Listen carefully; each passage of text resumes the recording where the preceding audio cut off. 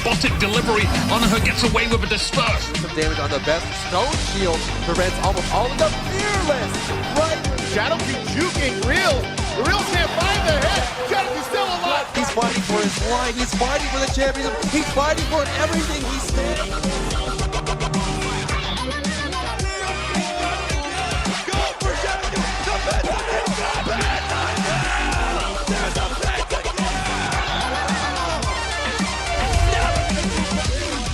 It's their game to lose. Good evening, ladies and gentlemen, and welcome to episode 70 of the Smite Update. My name is Octane Pro. I know we are getting old. We are getting old. One of us is. I know, trust me. January, I'm in trouble. Anyways, What folks, are you doing for the 100th? I don't know. We have to figure it out. Turn up. I know, right? Just do it drunk. So, There you folks, go. welcome to the Smite Update. This is a weekly podcast that airs. Whoa, pause. I'm not Demon Machine. I gotta fix it. Dang it. Only you would notice that. I'll fix it on the fly. I'll fix it on the fly. I'm not Demon Machine, all right? You should be honored to be Demon Machine. Chill. So, folks, welcome to Smite Update. This is a show that goes over community news, esports news, and also the latest patch here. So we'll kind of go around the table here. We have F.Dot and, of course, Smitten. So what have you folks been up to?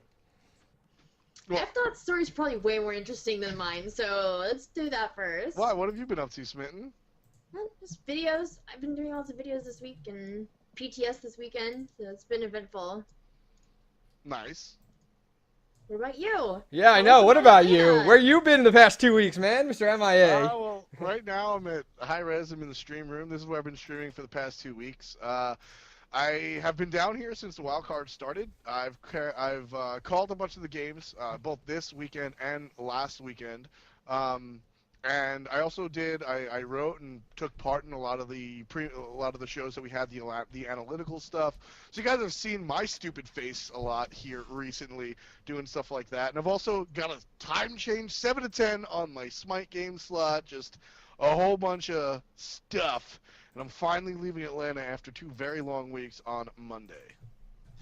That's awesome. Well, good for Are you. gonna be sad? Yeah, you said. What? Are you gonna be sad to leave? Yeah, I mean, like, I totally have a lot of cool friends down here, you know, people like Hi-Rez Dan and Hi-Rez APC are actually somehow my friends. I don't know why I like them, but I guess I kind of do, but there's a lot of cool people down here that we get to hang out with, but New York is home, you know, so I'm happy to go back. Oh, look at you. Look at you. All right. Well, happy to hear that. Let's see, myself, what have I been up Give me to? the finger, Hi-Rez Dan. So, myself, I've been playing a decent amount of Smite this past week. I did a charity event for Raptor, representing Hi-Rez Studios last night. That was a lot of fun. Nice. Yeah, they did 3.8K over their goal, which is awesome. So that was exciting. I got to stream last night. It was only supposed to be an hour, and Raptor let me go for 4 hours in order to make sure we kind of surpassed that goal even more. So that was a lot of fun. A lot of shout outs to everybody who donated to that. It was a great cause for Extra Life. Yeah, so we're kind of going to change things up a little bit. We are limited with time with our man F.Dot here. And so I'm kind of going to throw it over to F.Dot to kind of give us a rundown on the wild cards, as I know he just finished up like a crazy past 2 days, but give us a rundown as to, you know, what occurred, what people can expect now moving forward as they've kind of come to an end. Yeah, so the wild cards were the 2-week period after the SPL, in between the SPL and the regionals. And essentially, wild cards is exactly what it sounds like. It's a chance for some of the dark horses to really come through and become a part of the bigger scene. So in Europe, we actually had a fantastic storyline that I've been following for a long time, and that I'm happy that the majority of people get to follow now as they've done well. The first seed coming out of Europe after 2 weeks of contention is a team called Aquila that most of you people have never even heard of.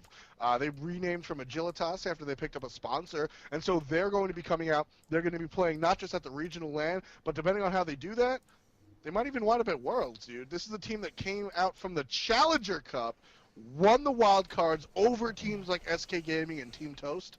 And it's going to be a long and arduous process. Don't get me wrong. They have to fight Cloud9, Team Solo Man, Exposed Secrets, the whole 9 yards. But they could go to Worlds, which is insane.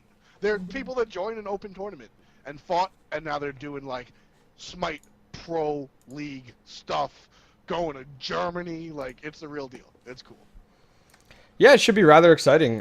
So, I guess NA right now, just kind of go over some of the things here. This past week, kind of some stuff we missed out on. We actually haven't had a Smite update in about 2 weeks here. A big one was, for those of you guys that have been living under a rock, was kind of an infraction that incurred that went down that kind of, I guess we'll say, kind of rumbled the scene quite a bit. Yep. F. You want to give us a little bit of a rundown on that? What occurred and what were the results of that?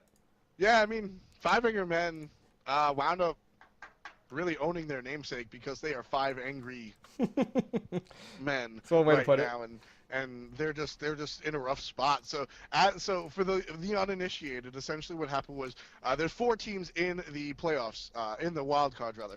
Two of the bottom teams coming out from SPL, and 2 of the top teams coming out from the Challenger Cup. So the worst of the best and the best of the worst, so to speak, fight off to really trade spots. What had happened was over in North America we had 2 teams from the SPL Thirst. Predictably, they win 1-19. Wolfie, you're my guy. You kind of, yeah. The other team, Fat Chunks, not as abysmal, but definitely not as strong as some of the European teams. Like SK Gaming wound up in relegations, and just kind of because we needed 2 teams, they're still mad good, So Fat Chunks had a little bit of a rougher time. Yeah.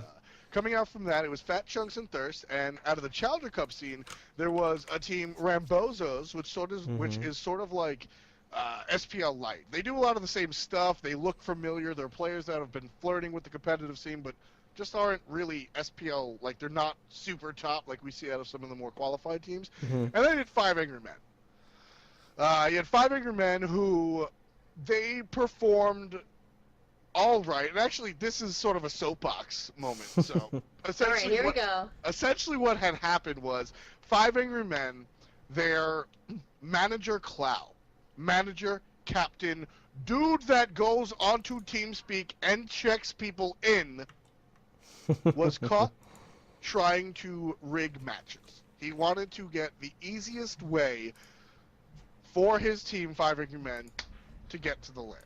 Yeah. That was his goal.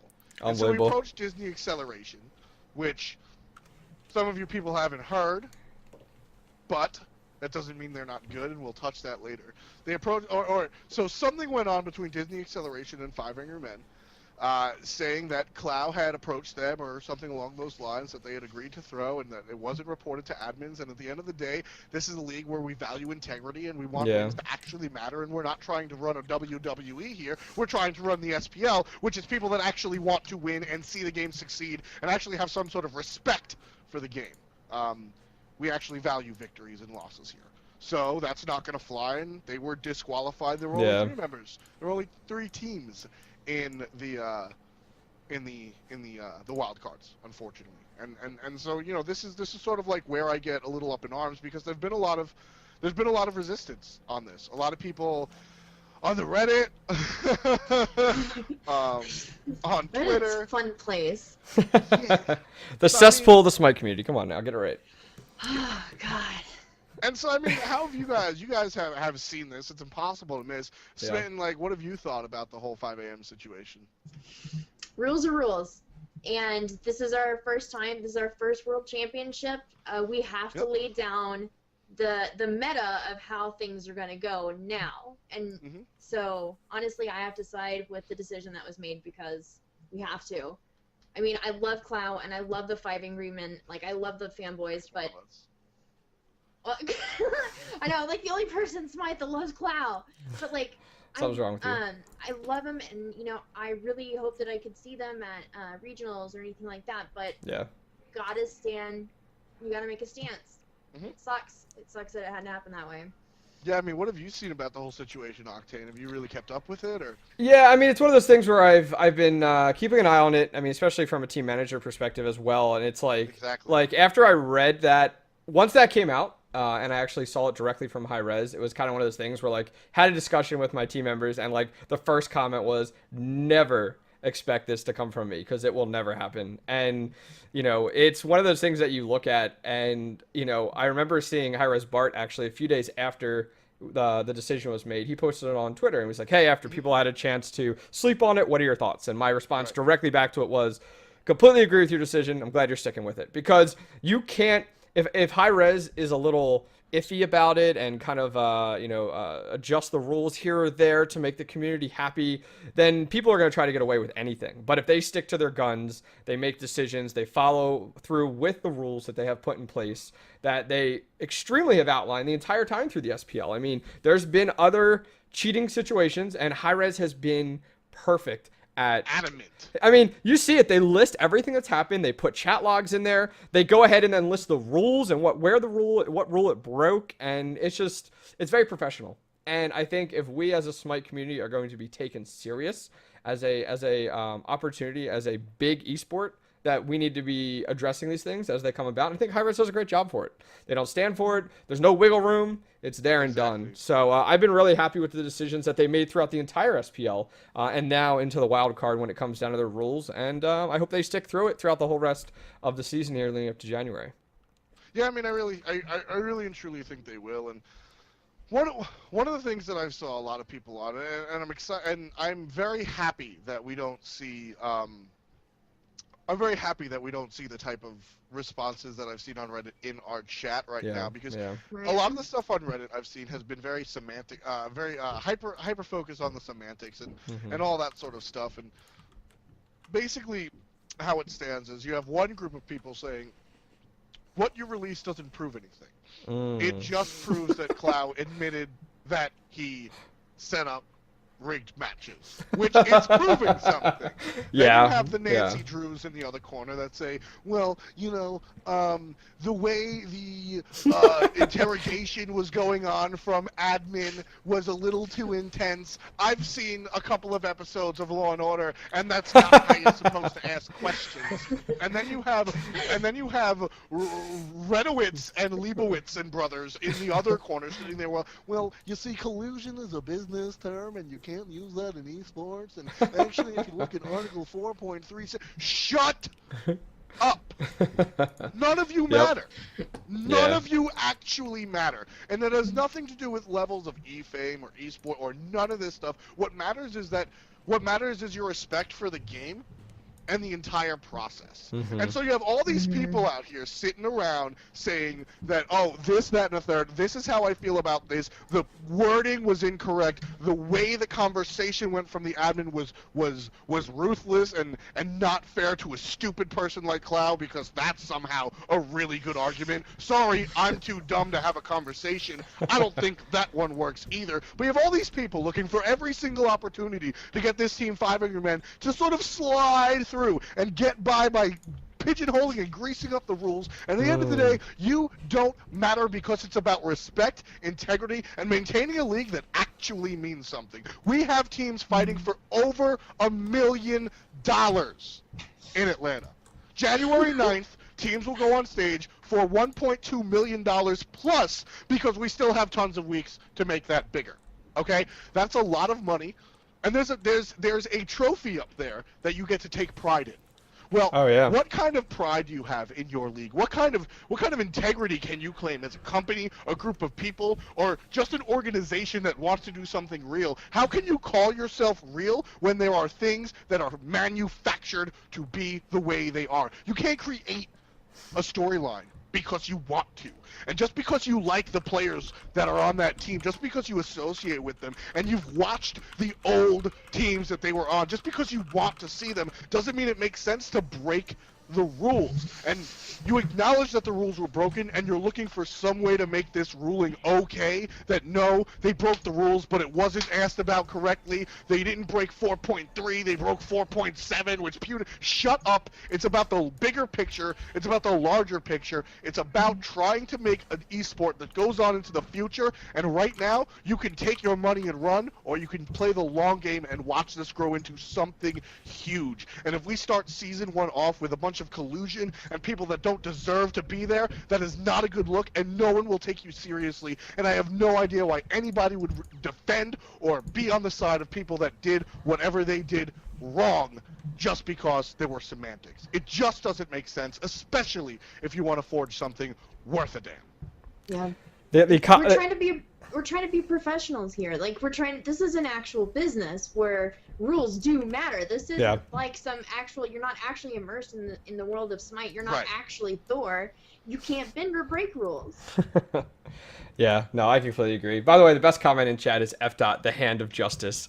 I get mad, dude. Like this whole thing. Like, it wasn't even 5 a.m. and I don't want to point that out because this was done. Your manager is an extension of your team. Yep. Whether or not every single member of the team knew about this, I don't know. I can say for a fact that I know that some people on the team knew. I'm not trying to say like the best is a garbage person or Mace to the face deserves to be like thrown to the wayside. I'm not trying to say that. What I get mad at is all the people in the Reddit and stuff right now that are defending it for all sorts of reasons because it's just not about that. I'm not about that life. I love this game and I want to see it last for years, not just fizzle because nobody gives a damn because it's like WWE or Monster Trucks where people show up and don't actually care. I'm not about that life. I want this game to last. So that was kind of something that we missed out on the other week when we didn't have an episode going on there. Definitely wanted to touch on that quite a bit. So now looking ahead, we have a few weeks here, not much though, until we go ahead and jump into the regional LAN events for the NA and also for the EU coming up here very shortly. So I guess the next question here, F. is who is going and kind of what was their track to get there right now? So we have the 4 teams from the SPL, the top end of the SPL. As far as North America is concerned, you've got both COG teams. So you've got COG Red and COG Prime. Yep. You've got Team Dignitas and Snipe. They're a lock in. And so Thirst didn't make it through the wild cards, so they were replaced by Fat Chunks. They were replaced by the Rambozos, actually, who wound up winning. And Fat Chunks Assemble will keep their spot. So those are the 6 that we'll see at the North American LAN on the 22nd of November. Tickets are still available, actually. You can go ahead and hit that up on esports.smitegame.com. And as far as the European side of things, you've got Exposed Secrets, Mortality, SK Gaming keeps their spot, Cloud9, Team Solo Mid, and the recently crowned Aquila. They won just today, earning their spot. That'll be on the 15th of November at ESL Studios in Cologne. You can buy those as well, esports.smitegame.com. If you click on the icon of your respective regional, it'll actually go right to that ticket page. So we'll talk a little bit more about the EU here. I mean, today was phenomenal. I mean, the games were amazing. They were hype, man. Wow. Oh, man. I will say, like, between Aquila and SK Gaming, like, it just made for an amazing viewer experience, especially that last game there. Was a lot of fun to watch, let alone for you, F. to actually be an opportunity to cast a lot of these games today.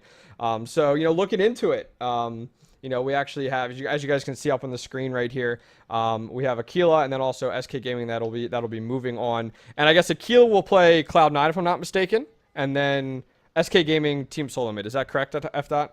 I'm sorry? It's okay. Aquila goes on to play Cloud9, and SK Gaming to go on and play Team Solo Mid. So it'll be pretty exciting. I mean, this is definitely going to be a lengthier event. You have best of 3s going on. Then you also have best of 5s before you even touch the grand finals, which is another best of 5 as well. So it should be pretty exciting. Oh, I know. What about you, Smitten? Today did you have an opportunity to watch some of the games? Yeah, I actually got to tune in for the last couple games of Aquilas and just watching them absolutely dominate, dude. It was like they just made the announcement that last week that that COG was picking up an EU team, right? Yeah. It was just announced, and so I was like, man, I wonder what they're gonna be like this weekend in the wild cards, and they just dominated. It was amazing. Yeah, I mean, I think a big one that we actually didn't get a chance to discuss just because of the way things worked out was Agilitas getting, acquired there. F. Tell us a little bit about this. Have you kind of been on the up and up with this going on, So tell us about this big pickup and what this means for the Smite community. Which pickup is that? Only the one. The only pickup that happened over last week. Aquila! Oh! I thought you meant a player. Yeah. So Aquila, formerly Agilitas, they got picked up. They are not cognitive Aquila. They are Aquila, a cognitive team. Oh, okay. Yeah. So they're pretty. And that's all I know about that. Aquila, a cognitive team, which is much different. I will give them props. Their logo looks awesome, by the way. I think everyone. Logo looks pretty all right. It's okay. All right. It's okay. F. could design better. Just putting it out there. Obviously.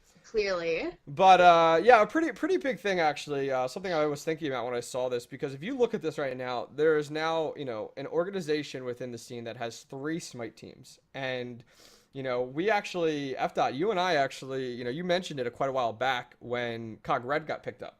And I remember you made a comment about, I think you said something about, I'm not sure how I feel about one organization holding 2 teams, especially within the same region. And now we have that same organization going ahead and now picking up a 3rd team, now touching not only in NA and EU. And, we all have respect for David Fry, for the COG organization, everything like that. We know they're legitimate and stuff like that. But kind of makes me a little uneasy knowing that like one organization holds the cards for 3 teams. And I don't know. Am I in the wrong to think these things? No, you're 100%. I mean, you're 100% in the right. So here's the thing. I personally know David Fry, who's the CIO of Cognitive Gaming. Yep. And because I personally know him, I know that his teams would never do something distasteful, like collude between themselves or try to get better brackets for themselves. I know that's a thing. Yeah. I know that's a thing. If it was anybody else, I would just say no.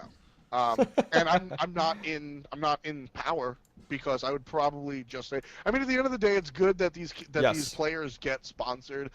And Cognitive and such a fantastic sponsor. Really takes care of their players, etc. But you're right. It does open up a can of worms, and like I said, because Cognitive was born of Smite. Smite was their first team. They do have a Challenger League team, if I'm not mistaken. I don't know if they still do, but David's a good guy. They're a good guy, and they're a good family. They have a good culture there, and I don't even have to ask him if he's ever done anything like that or will do anything like that, because it's just not in his wheelhouse. He's not that type of person.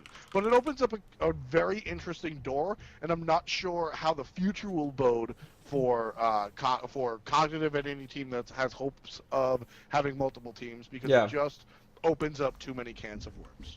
Yeah, I mean, there's been nothing to say otherwise when it comes down to the COG organization. So I don't want people to be like, oh, we're going to Reddit. Like, no, like, they've been legitimate across the board. But it just I think it makes everyone kind of shift a little bit in their chair to just be like, oh, there's 3 teams that could possibly go to regionals that actually have the opportunity to then go to worlds. And then, like, what are the chances that all of a sudden, hypothetically, you could have 3 COG teams in the top 3? Like, it's kind of like, ugh. So, It'd be so cool. It would be cool, but at the same time, it's just like, oh, like, it just opens up, a can of worms. We'll have lots to talk about, regardless. That is very, very true. So, kind of as a breakdown there, I'll go ahead and throw up here. What are you doing? Somebody in chat wants to know if I was wearing eyeliner. You wearing eyeliner? No. Okay. We actually don't do makeup here in the studio, which is really nice. Natural beauty. It's natural beauty. So I mean, usually you put on a little makeup for the camera. Like, yeah. Can I just say that Ep.70's hair this entire past 2 weeks has just been godlike? Like every freaking time I've seen him in the past 2 weeks, his hair is just perfectly coiffed and ridiculous. It's just too hot to wear my hat, girl. So. All right. So I just kind of wake up, take a shower, and go. All right, I'm here. Me too. That's all right. That's exactly what I do. How many times have you worn that hoodie in the past 2 weeks?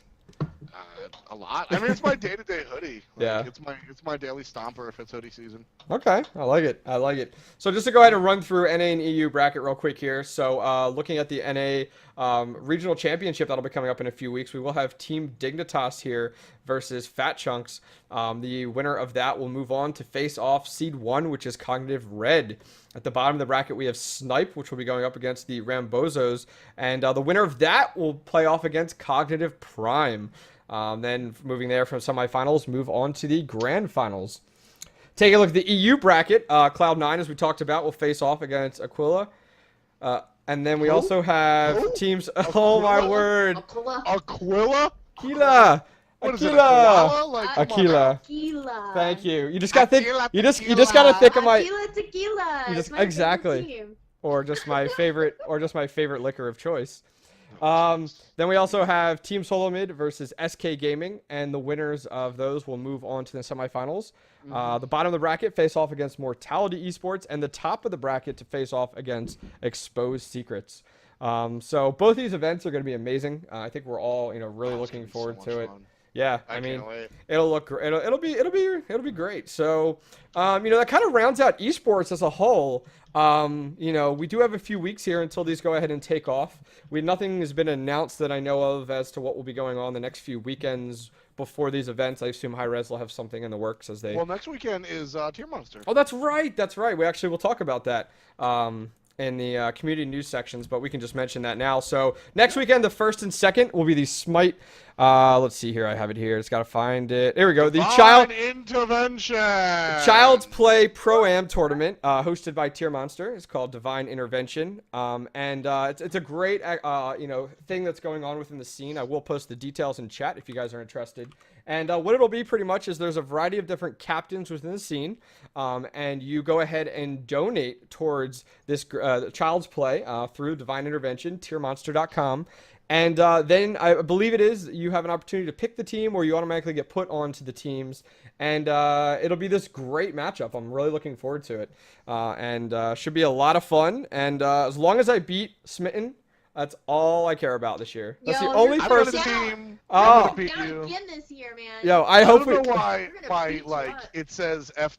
New York State of Mind. I don't know what that's about, but I do have a team. You can go ahead and donate to be a part of either mine, or I'd probably not. I'd probably try and get on. As long as I'm not on Octane Pro's team, I think I'd be okay. Oh, okay. No, Well, that's no, fine it doesn't work that way. because first, I'll play Smitten, and then my team will beat hers, and then we'll go ahead and play you. No. So last year, Smitten had a powerhouse team, and she has to admit it. Like, her team was really good. A powerhouse Oh team. my gosh, your team did. There was one person who played ranked. One. Your team did awesome, I will say. know. And then you faced off against Because I was Lassus's there. team, and you still did very well against his team. So we'll see what happens. Make sure you guys come out. Once again, it's tiermonster.com. Is Divine Intervention. It's the Child's Play Pro-Am tournament. Sign up. The way you sign up is you donate towards this great cause. And make sure you guys come out next weekend. It's going to be a blast. There's also incentives if you're a horrible person and don't believe in charity to begin with. Oh my word! if you Way to lay it out there. If you donate 20 beans, you can pick up the lunar the Hispanic chonga Lunar Tango. and lunar tango chonga, and I believe Poseidon is still on the table. Yeah, I think it's $100 donation last I read, 100 or more. Yeah, no, it's $100 runes or more, and you can go ahead and pick up Poseidon, which is like super not, that doesn't happen. It's not a norm at all. Poseidon was the way we raised money. Was the way Smite raised money to sweeten the prize pool of the launch tournament, and that was it. It's never been in a treasure chest. It's never been given out. There are no codes that you can buy on eBay. Like, there's not even codes around here. I've been here for 2 weeks, and like, Yeah. they I'm just looking don't for exist. Poseidon code. But they are giving them out for 100+ for Poseidon. Yeah. So I think it's really amazing though that we've raised $20,000 this year so far, and the tournament isn't even happening yet. $20,000. Last year we barely raised $8,000. We raised like $8. It was like Oh, that's right. That's right. Yeah. $9,000 last year, and we're already at 20K. Like, we had to lower the donation like minimum last year. right. That's so awesome. Like, I love this community. Game is grown. Yeah, I think it's a big deal. Like, I had the opportunity last night to do the Extra Life charity, and a ton of money got thrown into that. And then, like, the Divine Intervention going on right here, and just, like, everything going on with the crowdsourcing for the event. It's crazy, like, how much money from the community is thrown back not only into these charities, but then also into this huge event. And so it makes it, like, super exciting. And it's... The Smite community impresses me so much with just the hell yeah.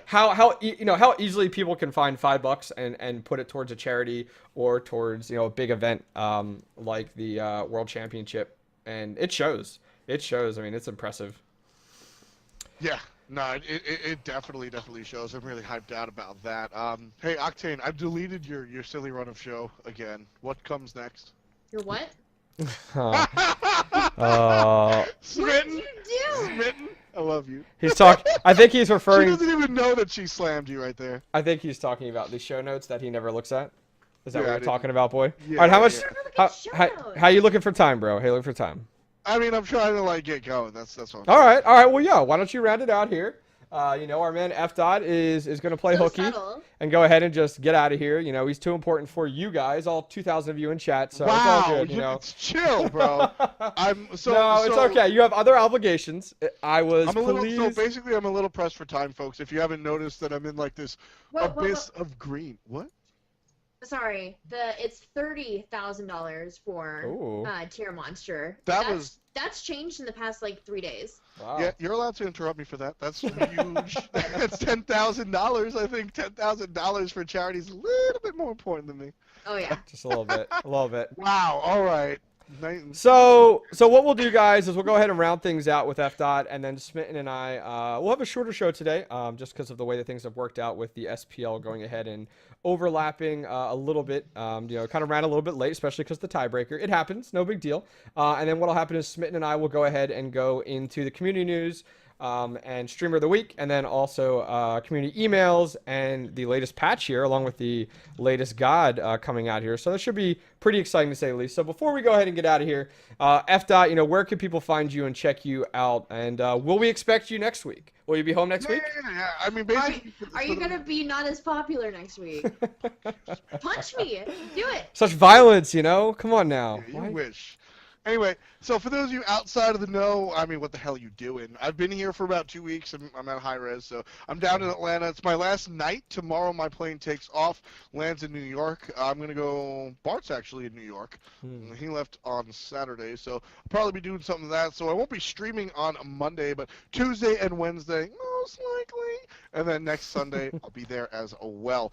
So back to my old habits, and then November 22nd, I'm back down here again for regionals. All y'all should come out. Pretty sure there's still tickets available, esports.smitegame.com. You can go ahead and pick up those as well. But that's going to be it for me, folks. I'm going to go grab some dinner and say goodbye to some friends. If you guys are new, my name's Tom. You can call me F Dot if you really want to. You can follow me on twitch.tv/fswag and twitter.com/f.ny. Feel free to follow me anywhere else you find me. Just don't follow me home. Appreciate you guys hanging out. And I'm going to go make my leave. All right, good deal, guys. We're going to take a short little break here, and then when we get back, we're going to go ahead and jump into community news, along with the patch, the new God. So stay tuned, guys. We'll see you back here in just a minute.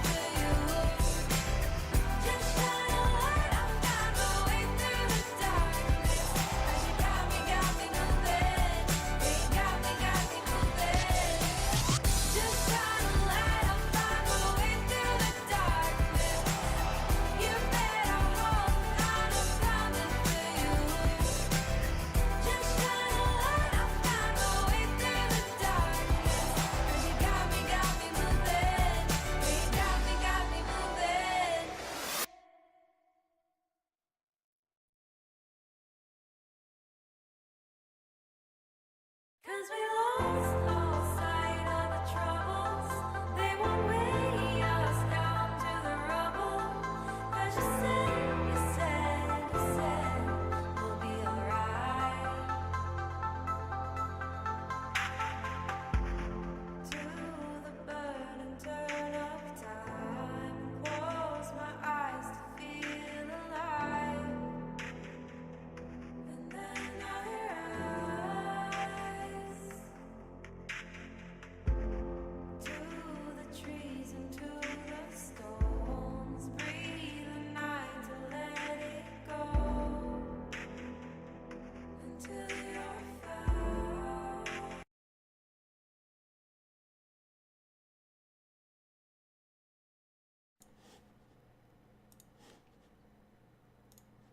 Alrighty, folks, we are back. Thanks for hanging with us there during the break as we said goodbye to F. He had to run, but we should be good to go there. So outside of that, guys, we're kind of going to jump back into it kind of from the top of the show like we normally do. And we'll kind of jump into our community news. So, Smitten, you ready for some community news? Let's do it. All right, cool. Good deal, good deal. So those of you guys that have been following some of the Smite news going on over the past week have noticed that there's been some good opportunities here. The Reaping returns, and this is double the favor, double the worshippers, double the XP going on right now, actually. It ends today, guys, so make sure that you guys do go ahead and check it out. Cool little campaign that Hi-Rez is currently running, just kind of in celebration of the whole fall, Halloween type of atmosphere going on. So make sure you check it out. Have you noticed some of the double favor, just how quickly you've been getting favor and worshippers smitten at all? No, actually, I haven't played today on the normal server. Oh. Like, whenever PTS is out, that's all I do. You addict, you addict. Oh, I understand. I understand. Okay, cool. Well, jumping into our next item here, I wanted to go ahead and share with you guys. Those of you guys that are interested in knowing a little bit more of the nitty gritty going on with the new god coming out, Nox, Goddess of the Night. There actually is a nice little write-up here from Hi-Rez Studios. I'll go ahead and post the link in chat. It will be in the comments. And this is a great ability. Just kind of this page here breaks down, you know, each of her abilities, her passive, some of the lore, and then goes into the design. And I know a lot of people are very much into the gods and their background and why this was selected versus this and stuff like that. So this is perfect for you guys here. You know, a lot of details, a lot of questions that were sent directly towards the designer of this new god, and then a lot of great responses there. So make sure you check it out. This is kind of the dev insight. I'm really happy that Hi-Rez is doing something like this. Have you had a chance to see, or I guess you have. You've been playing the PTS a little bit. We'll get into it. We'll get into her a little bit. I'm excited because I have not touched her. I haven't touched the PTS yet. So you are my eyes and ears into the PTS. So I can't wait. I cannot wait. I always test, like, yesterday I was talking during the stream. I was like, I've got to test everything new, so that way while I'm doing my homework, so whenever I'm on the show tomorrow, I can actually be informed. Yeah, I like that. That and the SPL, you have it's interesting. You've changed your ways, you know, watching the SPL now and everything. I'm hashtag committed, man. I like it. I like it. So going ahead here, let me just get this updated real quick as requested. One sec, guys. Let's jump into our next thing of news here. This has been something that's kind of been out a lot recently, and this is Game On Magazine produces a Smite magazine. If you guys haven't checked it out before, it's a really cool idea. It's all digital. There's nothing physical, you know, no physical copy or anything like that. I will put a link in chat, and it's a really cool magazine. It's growing more and more. It started out like a lot smaller in regards to the size, and now they're like upwards almost to 100 pages of content. It's massive. And the art in it is extremely professional, very high quality. HD to say the least there. So it's filled with a lot of things like community interviews, there's a cosplay corner, theory crafting, there's fan art, there's esports news, and there's a ton more in there. I know there's an interview this week from one of the guys from Rooster Teeth. So go check it out. I'll put the link in chat for everyone to enjoy it. It's a really cool magazine. It's pretty much the only Smite magazine that's out there right now. So please make sure you guys do go out there, check it out. Show them a little bit of support there, to say the least. Oh, we're on there. Oh, you're just like clicking through. Yeah, there's an advertising for the There SmiteUpdate is. show. There is. I know. I have that arranged actually with Chris from Game On Magazine. So You're so good. I try. You know, I got to share the love. You know, spread the word of the SmiteUpdate. Yeah, baby. So we did already talk about the Divine Intervention tournament that's coming up here just recently. If you guys aren't aware, it's the Tier Monster Divine Intervention fundraiser going on next weekend. So there won't be any like competitive esports Hi-Rez tournaments going on, leading up to the wonderful World Championship. But it will be a charity, which is great, which Hi-Rez Studios will be involved in. So we have this other item, and I'll let you kind of take this one. The latest ward skin that we just got that came out. We're seeing more and more of these. The temple. How would you pronounce this? Meenakshi. Oh my word! I'm just butchering it. Take a try at Meenakshi Amman, maybe. That actually sounds almost like Almost there. legitimate. That's just my first guess. Okay. So we are having more and more ward skins that are coming out involved in the Odyssey right now. Hi-Rez kind of hit us hard right off the back with some really cool like god 4, skins. like the first time. I know, but now we're having all these like temples and all these other ward skins and stuff like that that are coming their way. And to me, these type of ward skins, like I'm gonna pick it up, regardless, every time. Right. But I feel like they're kind of filler between the really good skins that are introduced.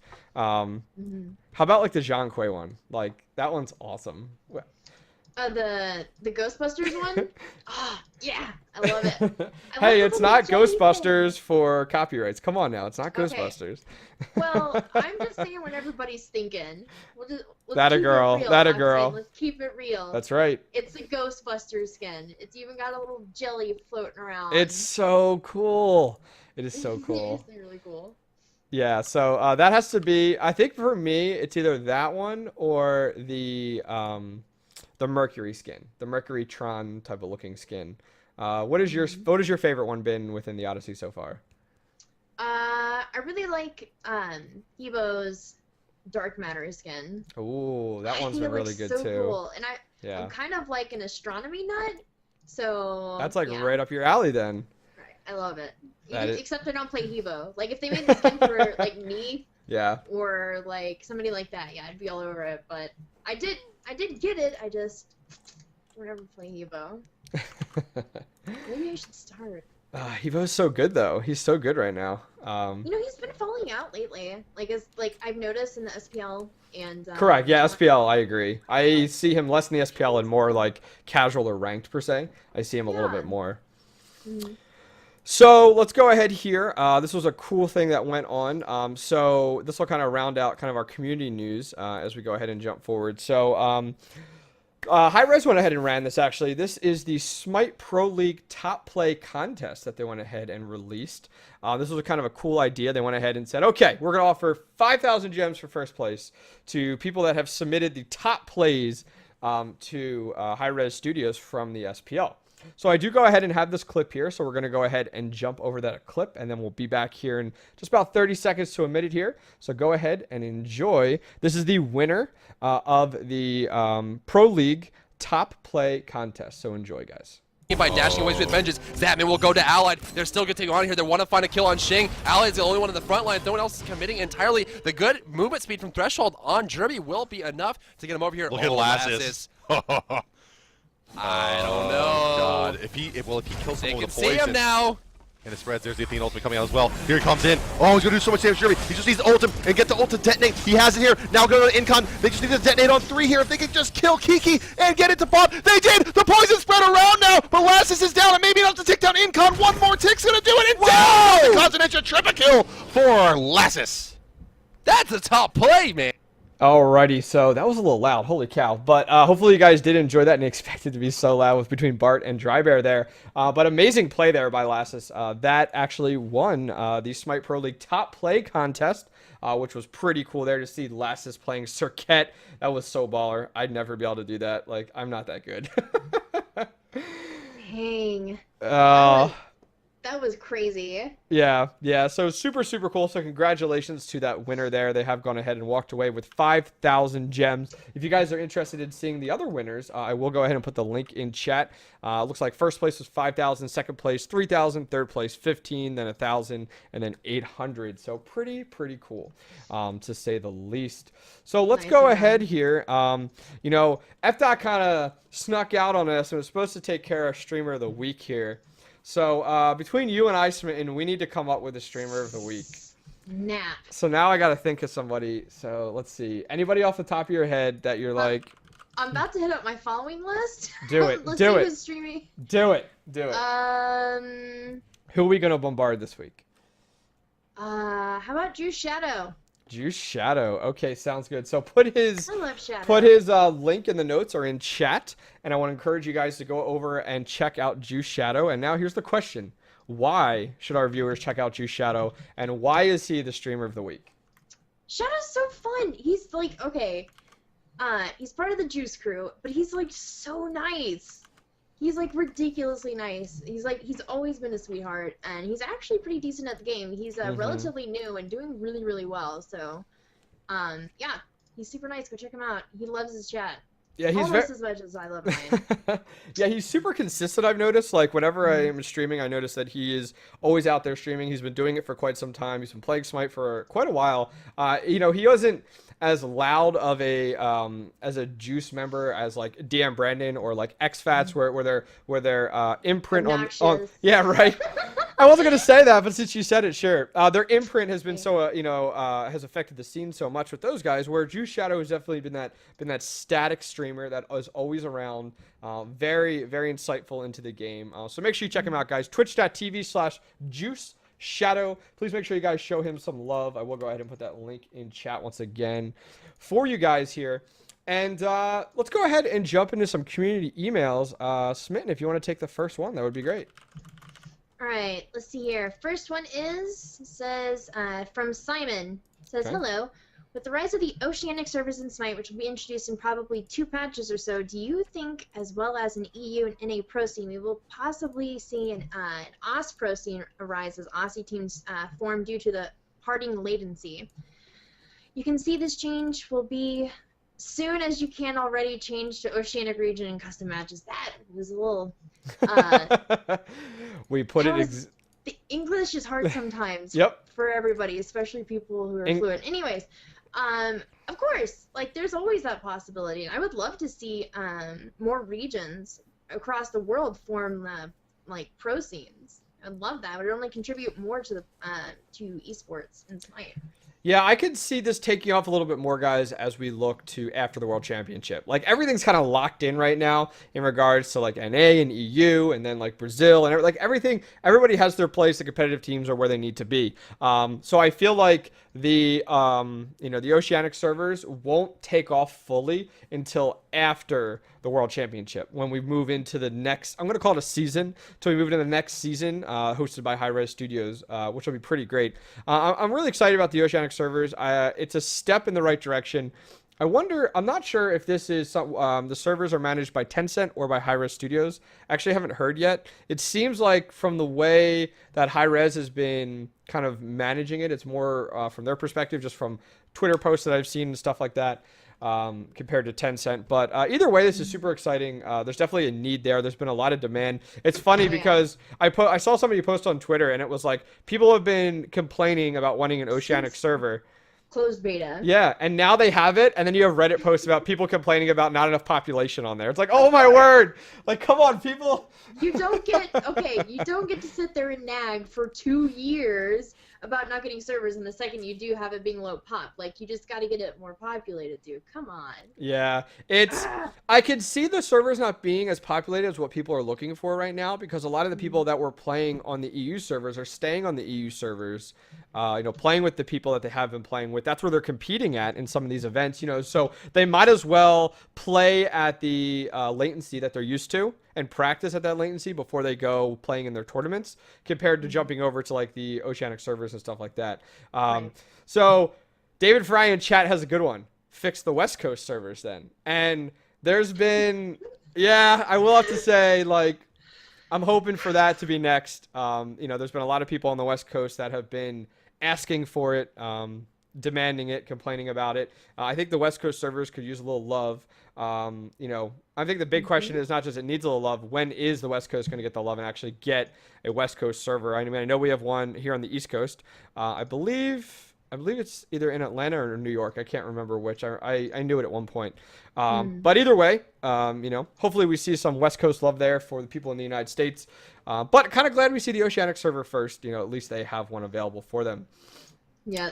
What's the term? Breadth and then depth? I think that's the term. Let's just blanket the world with servers and then fix the one, like, get better ones for the ones existing. Yeah. I like that model. Yeah, no, I think it's true. I mean, we're getting there. I remember some time back we were talking about different regions coming out and servers coming out, and Nabil actually commented in chat and said we will expand servers into other regions as we see fit moving forward. So they're looking at the stats, they're looking at the demand. So I'm happy to see that we're seeing this Oceanic server pop up here, which is quite exciting. And I know like Hi-Rez, stumbling over words. I know Hi-Rez is really pushing it because like we have quite a few individuals at PAX in Australia, which is pretty exciting. That Smite will be there and have a setup going on there, so that's great. Super exciting for those in Australia. So let's go ahead. We're going to move on to our second email here. It comes to us from Jen. I kind of just took a little snippet. If you guys email the show, keep it to like 2 or 3 sentences. A paragraph. Because literally this was like an essay. And I read the whole thing and it was good, but I'm not going to read the whole thing on stream. So this is summarized pretty much. I just took a small snippet. It said, she said, it's not that I want to say that Hi-Rez's new business model is evil, because business models like this work in other games too. All I want to say is that I am disappointed. We grew up. I guess we grew up. I grew up with Smite. We grew as a community over the past years with an awesome business model, and now it's getting replaced. Sure, there are still a ton of great skins out there that can be just outright purchased. However, we used to be able to buy everything we wanted without gambling. It's just that one part of Hi-Rez's business model that I loved is vanishing away. Now it's just a great game with some bad offers for exclusive skins. What are your thoughts on the current treasure chest, the gambling aspect, and exclusive skins? So, Smitten, what do you got? What are your thoughts on kind of the new route that they've gone? Now that I'm like reading this, the first thing that came to my head, of course, and I'm trying to be like unbiased as humanly possible here. Here's my legit reaction to that question. You could probably be safe in saying that there are some skins, some voice packs, some content within the game that is kind of more favored over the others, right? Can we say that, Octane? No, I agree. That some are favored highly over others, yet all of them take money to create. And so it's almost like they're like, hey, you can get these awesome things too, and you'll still have a chance of getting what you want. I understand what the writer is talking. Understand you, Jen. I get you. Yeah. I understand what you're trying to say. Yeah, it does kind of suck that you can't just go up and purchase X skin or X voice pack or X content outright, but still, like, you're getting awesome content within. Like, I didn't even know that I would like the Loki voice pack until I got it in a chest roll, and I've been playing a lot of Loki now. Okay. Like, before, I never would have, had that experience. I don't know. I think she brings up a good point. I just don't think those are the right arguments for it. Yeah, I mean, this is something that I've talked quite extensively about on Smite Talk, the other show that I do with FG, but I definitely want to reflect some of it here with you guys. When I look at it, I understand the route that Hi-Rez is going. I like the chest. I think it's a really good idea, the gambling aspect to it. I think what we're seeing is a lot of people complaining about, like, they want to just go in and buy that skin, and they want it outright type of deal. And so, there's a few different things that I look at. So let's look at, for example, like you talked about exclusive skins a little bit. I understand why Hi-Rez did it, but it still drives me nuts that I see, like, the Poseidon skin being offered again within Divine Intervention. Even though it's for a great cause, it was said, like, some time ago, it was like, this is the only time we'll ever be offered. It'll never be offered ever again. And then we go, like, several months later, now we're offering it again within the Divine Intervention. It's a good charity. I understand that. The same thing for me is reflected with the event skins. So like your convention skins, where the convention skins were like, these are exclusive. The only time you get them is if you go to PAX Event 2012, or you go to the launch tournament, get the Guan Yu skin, so on and so forth. And it was like, wow, like this is awesome. Like you jumped in the game. People were like, wow, like you have the Artemis skin, or wow, you have the Guan skin. That's awesome. You were there. And that's no longer the case anymore. It's like every other person and their brother has these skins, and they're no longer exclusive directly towards those events. So it kind of takes away from it. So that kind of bothers me a little bit. But I can see that. Yeah, you know? I can see, because like, especially for those people who like spend so much money to go to these events and, you know, attain this, like, it's like the holy grail of like going to these conventions, right? It's getting exclusive content. So I see your point there, but yeah, and I mean, and that's what kind of bothers me a little bit. Yet I kind of understand the route Hi-Rez is going with them, but at the same time, it just kind of is like, it takes away from that, like, to say you were there and that you got the skin. Now, somebody who wasn't there is like, I love it. I get a chance to get the Artemis skin. You know, if you jump back like a year ago, you know, it was like, you could see an Artemis skin online for like $400 on eBay or something like that because they were so rare, per se. So, you know, looking at that with the treasure chest, I like the treasure chest, the themed treasure chest that they're doing. I think it's a kind of cool idea and the route they're going. I'm eager to see what they do in like 6 months from now. And if it's just a continued effort or if the treasure chests kind of fade out. So we'll see. We'll see what kind of happens there. But good question, to say the least. Thank you, Jen. Any other input that you have, Smitten, on that one? wait, you know what would actually probably be really, really cool? What's is that? if they only made treasure chests available at certain times of the year. I like it. I like it. Like only seasonal, for example. Yeah, that would make sense. Maybe not just only seasonal, but like, you know, say they're running a promotional thing for anything. Okay. And they're just like, all right, not only is this event happening, but treasure chests are now open again. Mm-hmm. And then making exclusive content offered that way. Mm-hmm. Yeah, and then that could work. The rest of the time being able to buy whatever you want to buy in the game. Yeah. I mean, I think that could definitely work. I would like that because then it would be like, oh, like Christmas is coming up. Okay, this is the only time I can get Christmas Hell or like the Christmas Bacchus. And outside of that, you can't get it. Like, I like that. I think it's a really cool idea. You know, I'm okay with even repeating, like, you know, it's available this Christmas and then next Christmas it's available as well. Like, I kind of like that, especially like Jack the Reaper for Thanatos. So that's a pretty cool idea. That is available there. So I could go with that one. I can go with that one for sure. So thank you, Jen, for submitting that. If you guys want to submit emails and questions to the show, email them at SmiteUpdate@gmail.com. If you guys are checking out the VOD and the audio only version or the video version, it's okay. Email us. We'll talk about your question next show. Once again, SmiteUpdate@gmail.com.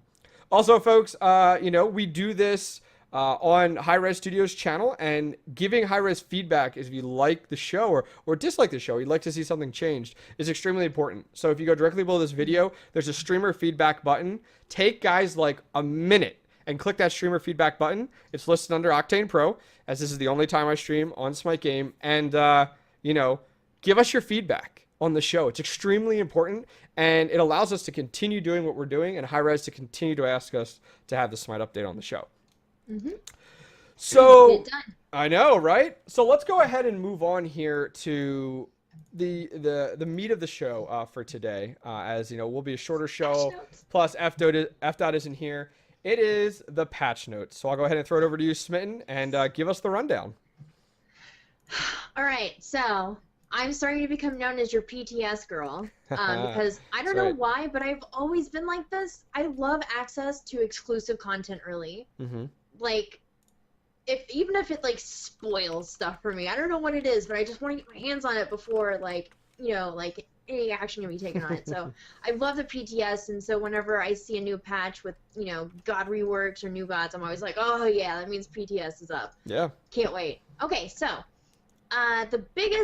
obviously the biggest news for the patch this week is the new god is Nox. Mm-hmm. So what was the whole deal between Nox and Nyx? Do you remember that?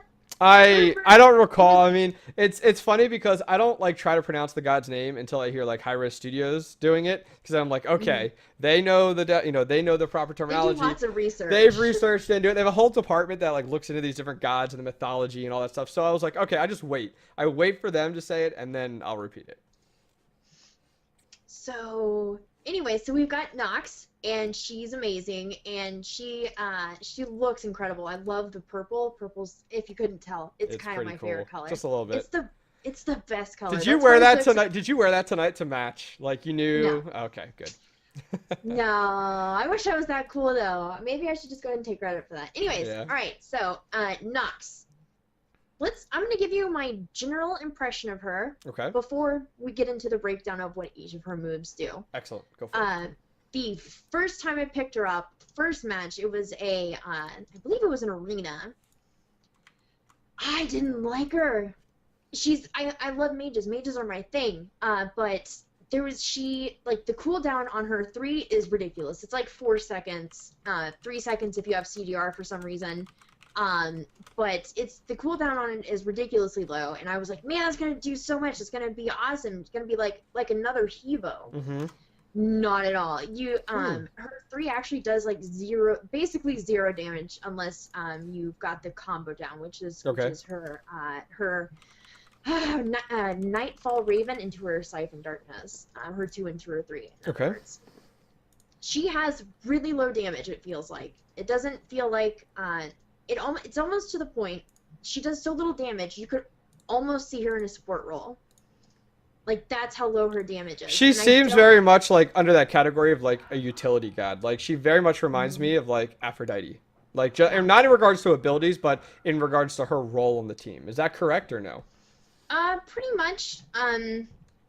I played her a bunch in solo lane, and Okay. I feel like that's almost what she was made for, solo lane, because Really? solo Okay. lane, your gods are really, really spammy. Like you're super focused on wave clear and sustain and staying in the lane forever. So she's a really nice like counter to super I guess spammy gods like Hell, who got some touch ups we'll get to later. Like Hebo, like these other like Chalk, spamming with his axe. So she's a nice counter to that if you know how to play it right. Yeah, I mean, some of this stuff, I didn't have the opportunity to play her yet, as I've said before. Like, I haven't touched her at all. Everything I've heard and everything like that is very much that, like, she is the counter god, is from what I've heard. Like, you pick her to counter someone directly, as you said, kind of like within solo lane and stuff like that. So, you kind of gave your first impression there regarding that, and you said it was Arena, if I'm not mistaken? Or is Arena it for the first game, Okay. and then we played her in Conquest a couple matches just to kind of get a feel for her in an actual game. Okay. She's not a hyper carry, and I don't know why everybody always like even I'm guilty of this, but like I expected her to be like a hyper carry whenever she came out. I don't know why, and she just wasn't, and so it's disappointed just because I set my own expectations up weird. Mhm. So, yeah. Okay, so as far as her abilities, I mean, you guys can watch the VOD for the dev talk. You guys can watch her reveal that goes into it in a little bit more detail. The only thing that I was having problems with was knowing when to use her ultimate. Okay. Her ultimate links her to an enemy, and it deals damage like just the second that you link up with them. And then like after that, I kind of was like, all right, now what? You're just basically, it just feels kind of awkward because you're tethered to an enemy and you're just like, yeah, use an ability, yeah. Like, and you get like super excited about that, but like, then kind of nothing happens and they just walk away and things are awkward. So it definitely sounds like with her ultimate Night Terror, that is something that is definitely used in a team fight scenario where like you would go ahead and place that on like an AD carry or something like that, forcing them to really not be able to do anything because of that. Actually. Yeah, and that's what it sounds like, that you're not really using this like in a laning phase. You're really using this in like a big team fight. But as I said, I haven't played her yet, so I can't give full details, as to experience and stuff like that. But I'll allow you, Smite, to kind of run through her abilities to kind of give us a rundown as to what she can do and your impressions of it as playing her. Okay, so her passive is very simple. It's every time an ability is cast around Nox, a new candle is lit on her little candelabra, which is awesome, or whatever it's called. Once all 4 candles are lit, Nox's next ability costs 0 mana. So it's kind of like Agni's bombs. Do you guys? The passive works like that. You get the passive does extra damage, but like Agni's bombs don't cost mana in that sense. So it's kind of like that. Her one is it's a shield, and it mitigates damage. Basic attacks are also mitigated, but it's mostly just for. She's a very much ability-centric god, not only in her own abilities, but like she's there to counter abilities, there to counter like mages and things like that. Her 2 is the first setup for her combo. It's a line attack that does damage, and people are also they're silenced for 1 second, and then they also have this this effect called Shadow of Darkness, or it kind of reminds me of Hades' Blight. Okay. And if you use your 3 or Siphon Darkness in combo with her 2, you do extra damage. As a matter of fact, I think it does twice the damage. Yeah. That's pretty sweet. If the target is shrouded in darkness, it takes double amount of damage. Her 3 is very simple. It's kind of like Scylla's Crush. Is that what it's called? I always forget the name of her like main AoE. Oh yeah. I'm pretty Whatever it sure. is. Yeah. I'm pretty sure I feel like it's Crush, but that could also be the ultimate. I'm not sure. Anyways, it kind of feels like that. It kind of makes the same sound effect, so it's really fun to spam. It's got a ridiculously short cooldown of 3 seconds and costs virtually no mana. That's something else that I was really, really surprised with Nox. Is she can be super spammy. Like she's spamming a lot, but like it's hardly taking any mana. I like that. That's kind of cool, actually. Yeah, and so initially, when I was all disappointed that she wasn't a hyper carry, I was like, they just need to increase the damage and increase the amount of mana that it costs. I do think her 3 needs a little bit of a damage buff. Okay, interesting. Just a tiny bit, like nothing like it's 120 at max rank, but plus it scales 40% of your magical power. They could probably even tweak that a little bit, but it just needs a tiny. Just a little bit more damage, and then it'll be perfect. How do you feel about the range on that ability, the Siphon Darkness? Do you think like it's decent where it's at, or do you think it should be extended from when you were playing her? It's fine. It's perfect. Really? Okay, great. It feels like all the other AoE attacks. Okay, cool. Yeah. But yeah, she's really, really fun. Once you get over once you realize that she's not a hyper carry and that she's not a hyper carry and she's there for utility, it just changes completely how you feel about Nox. Yeah, I mean, I can see her pairing up with some other gods that have some really good CC. Like, as I said, I haven't played her yet on the PTS like Smitten has, but when I look at her, like some of the things that stand out is as you're reading through here, Shadow Barrier, cleanses the roots and the slows as well. It does the damage. Then on top of that, Nightfall Raven, it has a silence on there. And then, moving on, then you have like Night Terror, which pretty much counters their abilities. Like, she's very much this utility counter god, I feel like, is the best way to describe her. It's great that she has, some damage that's dealt with some of these abilities, but it's kind of cool that she has, her mana management is pretty decent. So you have the opportunity to be casting a lot of this. I could see her as a huge utility. I guess the big argument is just looking late game with her, is the way I look at it. Like, late game with Nox. Like, where do you see her? Like, do you see her in like a hyper aggressive dual lane, or do you, as you said, I guess you kind of just see her solo? Is that correct? She starts out really weak and she gets up to mediocre and just stays at mediocre. As far as like your ability to to box people, like you're pretty much having to rely on your teammates, your jungler to rotate over to help you. Like her wave clear is awful too. Like it's just really? awful. It's awful. That makes it hard for solo though. Like it does. That makes it really hard. Makes it hard for mid too. Yeah. And you kind of see it like so much of Smite is revolved around your ability to clear or to sustain or to be independent in your lanes, you know what I mean, to take control. And just she doesn't have an amazing amount of wave clear. I even built like Doom Orb on her. It's really, really risky to build Doom Orb. But I wanted that extra damage to see if maybe if you could build her appropriately, maybe she'd do a little bit more damage. I don't know. These are just my first basic observation, chat. Obviously, I haven't had a ton of time with her. Obviously, I wasn't there while the god was being made, so these are just my first initial reactions to it. Yeah, I mean, I think hey, you have more experience than I do with her right now, which I think is pretty cool. I'll probably be, I'll test her out quite a bit here this upcoming week. I don't know when the patch will go live here, but should be pretty fun. I'm glad. Tuesday, which is pretty typical. I'm glad that we start to see some of these gods starting to be added into Smite. They're not like huge players like your ADCs and stuff like that, or your junglers, but they're not necessarily filler either, and it makes for the ban and pick stage to be quite unique, because when you're picking through there and like someone goes in and goes, wow, we need to counter that person completely. Like, how do we shut that person out? We pick up Nox, you know, type of deal. So I think that's pretty exciting. I'm interested to see what additional gods we add into the game and their abilities that can add to this type of utility. Like, I'd love to see more utility-based gods, like Aphrodite, like Nox now, that add such a big mechanic into the game, but also add such like a change to it. I'm waiting for the next hyper carry. Like, that's what I go into the PTS expecting whenever there's a new god. I'm like, yeah, this is gonna be the new hyper carry. It's gonna be so big. It's gonna be so awesome. Bah! And then I got on this weekend and I was like, oh well, that's mediocrely disappointing. I'm kind of upset.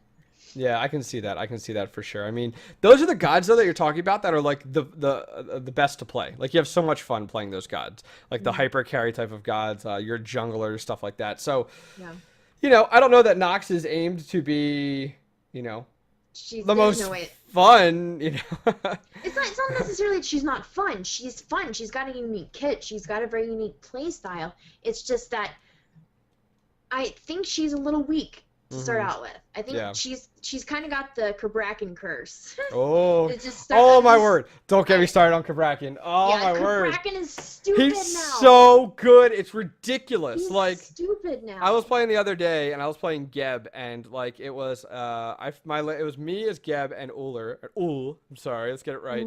Versus Kabrakan and Apollo, and the amount of stuns that the two of them had was unreal. Like, I would just get melted. Like, Kabrakan would. Oh my word! Like, I'm a Guardian player. He is the god that I'm playing moving forward. Like, I need to start playing more because I was getting destroyed. It was ridiculous. His damage is stupid. Like, I said that. You remember me harking about that. Yep. Like, during his the patch tremors notes, is the PTS ridiculous. weekend, It's like, no beads, like, no beads, GG. No beads, GG. Like, even if you have beads, like, you're only CC immune for like half a second. You can't get out of.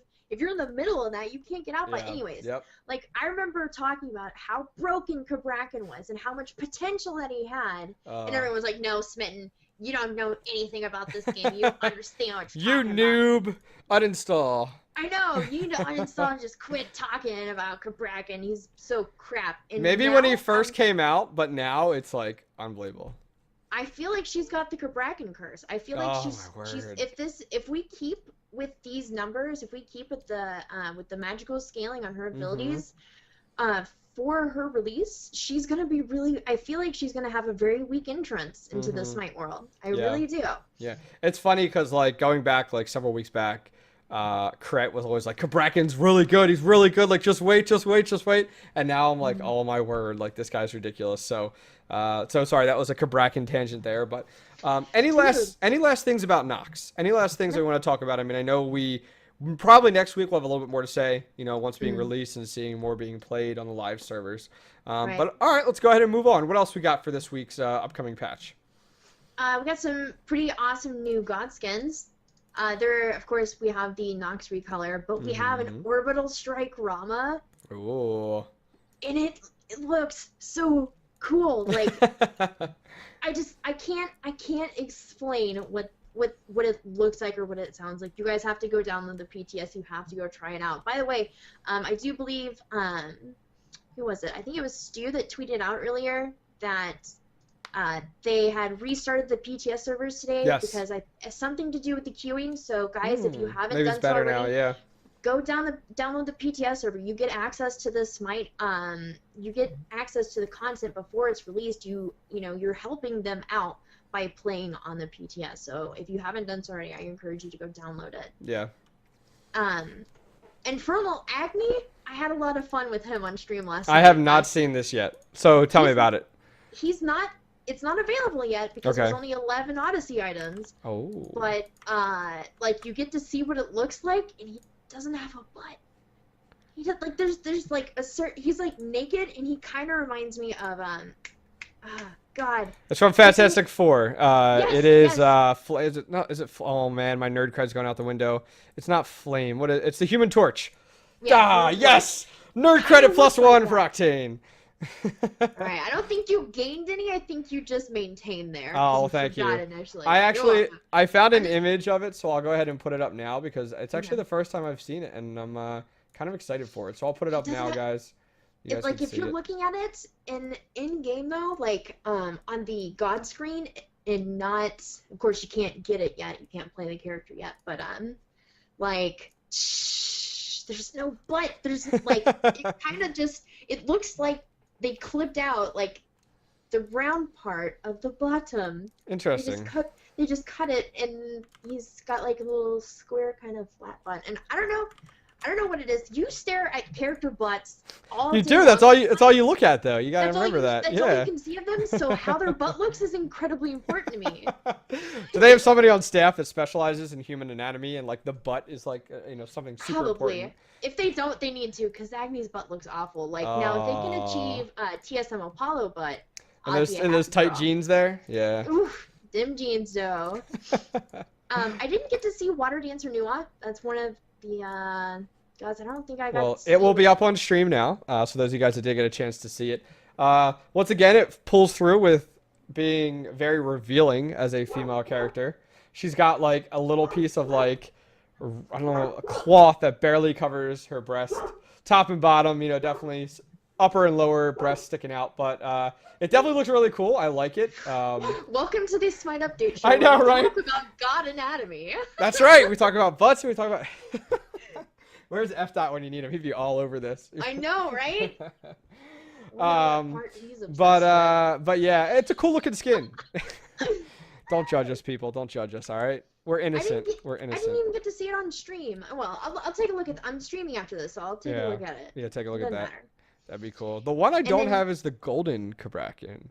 Yeah, I can't. I didn't even take a look at that either. Yeah, I can't. I can't I bring kind it of up. stopped at Infernal Agni. I was like, this man has no butt. He's got no booty. That's And funny. I was so distraught by that I just couldn't move on and look at any others. Okay. So some cool skins coming out, which is great. We got a bunch of new emotes this patch too. Ooh. We got a bunch of new emotes. We got Lasta, Chalk, Changa, Kronos. All of them get wave and clap. Guan Yu wave and clap. There's a bunch of them. You guys have access to the patch notes, and you have access to the PTS, so you can go look at these things yourself. Pretty So much. here's a question for you. Just thought about it. We talked about treasure chests before, exclusive skins, stuff like that. With these emotes, now the emotes aren't free. Right. What are your thoughts on the emotes being free and being in a treasure chest that you can only open once a week? So for example, like this week you can open one chest and you get because we're coming out with more and more of these emotes, and I feel like part of me feels like they're just kind of this like cheap filler. So I'd rather see them as just like this free chest that like you can open up once a week and get one emote out of it. So pretty much every week, it's kind of like, it kind of reminds me of like when you played World of Warcraft, you had your dailies. It would kind of be like that, but like a weekly. Like this is a weekly, and all you can do is open this chest once a week, and you get it the Hanbat special or something like that. And then next week you can open the chest and get this. And so it kind of makes them a little bit more unique, a little bit more exclusive, yet they're free. Because part of me feels like you shouldn't have to pay for something like this, and let's have fun with it. So that's just kind of my thoughts. What are your thoughts on that? I feel like maybe since it looks like every god's getting a standard wave and clap, I think there are certain things that should be free for sure. Like, but unless it's like the dance emote or something. I'm sorry. Like it takes the animators a lot of time and a lot of effort and a lot of work to get that to happen in game just at any point. So I think that maybe there's certain ones that you should have to like pay gems for. Not necessarily all of them, but I do understand why they went with what they went. I mean, this is a free to play game. You know what I mean? Oh yeah, no, they have to be able to pay their animators and everybody with something. Sure, and I can understand that the microtransaction aspect of it. It's just a thought. I mean, it would be cool if Hi-Rez put in something like a daily aspect, like there is to a degree, like with the match of the day. But let's see some other like dailies that encourage you as a player to sign on every day and do certain things. Speaking of which, have you read the patch notes? No, I haven't. Okay, look at Miss Schlaney. I see it. I see it. We added a new daily login bonus system that gives increasing rewards for logging in every day. Okay, but tell us more. Tell us more. I love that. I don't know what it is. I don't know exactly what it is that they're offering or what increasing rewards means for logging in every day. but I love this. Like, you see this? Okay, I play Candy Crush and I play Oh, my Bingo word. because I'm like 80. How old are you? My word. Do you have your know, own? I'm 80. Okay. Do you have your own bingo stampers, like those hardcore bingo players that have like the? You do, don't you? Oh my word. It's on my phone. I play these games on my phone. Oh, okay. right? I thought you actually went No. like to bingo events with like your own stamper. Like, you know, No, like no, no. I totes would. I would have my own stamper just because I want to be an individual. Anyways, but I play these games on my phone, like Candy Crush. You get Okay. like bonuses if you log in every day, like Dragon City, all these awful, awful games that you probably shouldn't be wasting your time or money with, but like they have daily login bonuses, and that's what's addicting. Is Okay. like I log in, like I may not play this game for weeks, but I log into Bingo every single day to get my free 60 Bingo credits, and so I'm just building up Yeah. like reserves of Bingo credits, and I love that they're introducing this into Smite, and I hope that it's maybe gems. I hope Ooh. that it's maybe, you know, something worthwhile and not just like an increase to like how much favor you're earning or how much experience. I hope that it's something substantial to actually motivate people to log into Smite every single day. Well, I see like somebody had posted here proxy damage in chat had said now not sure how legitimate it is. Somebody on Reddit had posted and said for four days are gems. 5th and 6th days of logging in a row are gems. So maybe you meant favor. Like 4 days are favor, and then the 5th and 6th day are gems. I'm not sure. So we'll have to see kind of how that transpires. Kind of like what you talked about there. So we'll have to see what happens, to say the least. I love that. And the other part of miscellaneous that I kind of wanted to go over was they added a new visual treatment to the victory and defeat banners. Okay. There's no longer like the torches with the blue Yeah. flames and that says defeat all like depressingly. like the victory screen has like little flower petals just Yeah. falling around the victory screen and stuff like that. So Mhm. it's pretty cool. It's definitely unique. It's unique to Smite. Yeah, no, I really like that. I like that aspect. You know, not a lot of other games have that. They just like end the game and you go right to like a score screen. So it's kind of cool that they have this going on. What is that face for? I just scrolled. I was like, what else? I didn't really look at the bottom part of the miscellaneous notes because normally it's just like UI stuff. Yeah. But it says controller support. You can now modify the look sensitivity on gamepad controllers. I thought there was some type of controller support going back like well over a year, if not more, in the game, but I don't think to this extent as to what you're talking about here. So that's My pretty friend- cool. I have a very close friend. His name is Morning Afterkill. He's a Borderlands YouTuber Okay. and streamer. And I've been trying to get him to play Smite with me because, first of all, he's hilarious. Okay. And so he's just enjoyable to be around. But I think, like, he said he's played it before. He played it back in Alpha, actually. And he's always played it with the controller. So I think he's got a video out or something on how to modify your controller for Smite and stuff like that. But Okay. it's really, really interesting to see this, support. That's really awesome.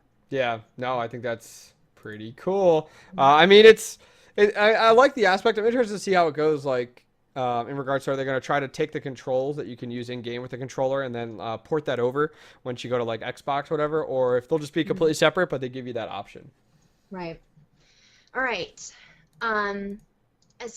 There's a few things changed to the items, and it mostly Okay.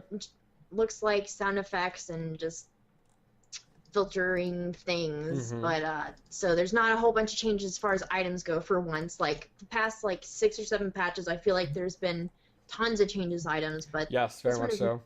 this one is definitely, they've got a lot of god balances, which is really Yeah, this really is interesting. crazy the direction they're going here. Like, jump into it, but yeah. Okay. First one, and Hi-Rez hates me. And they hate AMC. me as a person because the first person on this list, obviously it's in alphabetical order and there's nothing they can do, I guess, about the order, but I looked at this and the first thing it said was AMC and I saw this big long paragraph explanation. I was like, man, really? AMC, I like actually did a meme like AMC is not going to happen. Stop trying to make it happen. Like the Mean Girls thing. Yeah. Anyway. Yeah. So what they changed on AMC was his ultimate. Okay. His ultimate is obviously he's shooting his giant stinger from his arm, Mm-hmm. from his, like that, with the. Basically what I guess the thinking was here is that it didn't feel very fluid. It just felt like you're like, holding it for a minute, and you're like, psh, like that. Yeah. Nope. I completely Now, agree. It is so much. It's so much more fluid. So fluid, in fact, that you're gonna miss your ultimate a lot for the first, I don't know, maybe like 20 minutes of your first game playing new AMC, because like it's so fluid, it catches you off guard. Because if you have been Ooh. playing AMC, then you know, like, you already have in your head an idea of like what the ultimate feels With like, the how delay long and it everything, takes to- yeah. Yeah, exactly. So it feels a lot more fluid for sure. I'm actually kind of happy about this. I know there's a handful of people I know that really enjoy playing AMC, but just, you know, his viability when you're looking at him against other picks like your Roms and your Apollos and Artemis and stuff like that just aren't up there. And so kind of happy to see a little love going to AMC. It's definitely needed. As we go through some of these bigger god changes, there's a whole bunch, but some of the bigger god changes, you can tell that they're trying to give love back to some of these gods to get them, I don't know, back at a competitive level like that you're going to see. They're just balancing them out Yep. compared to the other gods within their genre. Exactly. Like one thing Hi-Rez Chris had said when he was on the show at one point was we hate like coming out with a god and then like them being like required to play. Where like when you're looking at like the hunter role right now, the ADC, like is a set like Polarama. yeah, there's like a set like 4 or 5 gods where Oh, yeah. like hunter is completely required. Exactly. Yep. So I'm glad to see AMC coming back into it a little bit more. Whatever. He could just die in a fiery pit for all I care, man. Oh boy. All right, the next change that I thought was interesting was Geb. I don't play Oh, support, I'm so sad. and I think the only thing that they changed on this is that the shield no longer provides knockback protection. So Yep. Correct. And like that is Geb's like cookie cutter key item, especially like as you're leveling and going through leveling your abilities. Like the shield is so important. I'm a Guardian player. Geb is in my top 2 Guardians that I play. I love Geb, and I'm kind of sad to see this, but I understand it, because when you look at like the top 3 gods played in the SPL for like when it comes down to your Guardians, like you have your Geb, Athena, like Geb is definitely up there, and the reason is because his shield, like it's his shield and his ultimate. He has high mobility, you know, out of his first ability, his roll out, but outside of that, like I'm kind of sad to see this, but I understand why. And like I know DM Brandon has been saying forever, like I don't understand why people don't ban out Geb, because he's that good, and his shield is what makes him part of what makes him so good. So it's the main part that makes him really good. Yep. Is his shield. Yep. So yeah, the fact that it no longer provides knockback protection, I like what they're doing there. It's almost like they're saying, okay, he can't have everything. He can't, you know, the shield can't protect that one. Why target not? from I don't understand. everything. Why not? I know, right? Like, why can't it just be completely broken? Like, why you gotta change things, Hi-Rez, please? But yeah, so that's Geb. Like I said, I didn't get to play him because I don't support. Okay. Well, you should. We need more supports. I know we do need more supports, and I agree with this. Yep. Right, next god that I want to talk about is Hell. Okay. My community knows that I love Hell. I love her so much, mainly because I can do her voices really, really well. But also because she's a healer. So are you gonna do her voice? One of her voices? Can you do one for us? Hold on. Get in the mode. Get in the mode. What is it? Out of mana. Or what is it? Oh, right. Okay. I have to hear it first. Okay. And then I can reproduce. Okay. Reproduce. Chat's gonna go crazy with that. Yeah, one. right. We're just Watch moving out for right those along. comments. So what do we have done? What was going on?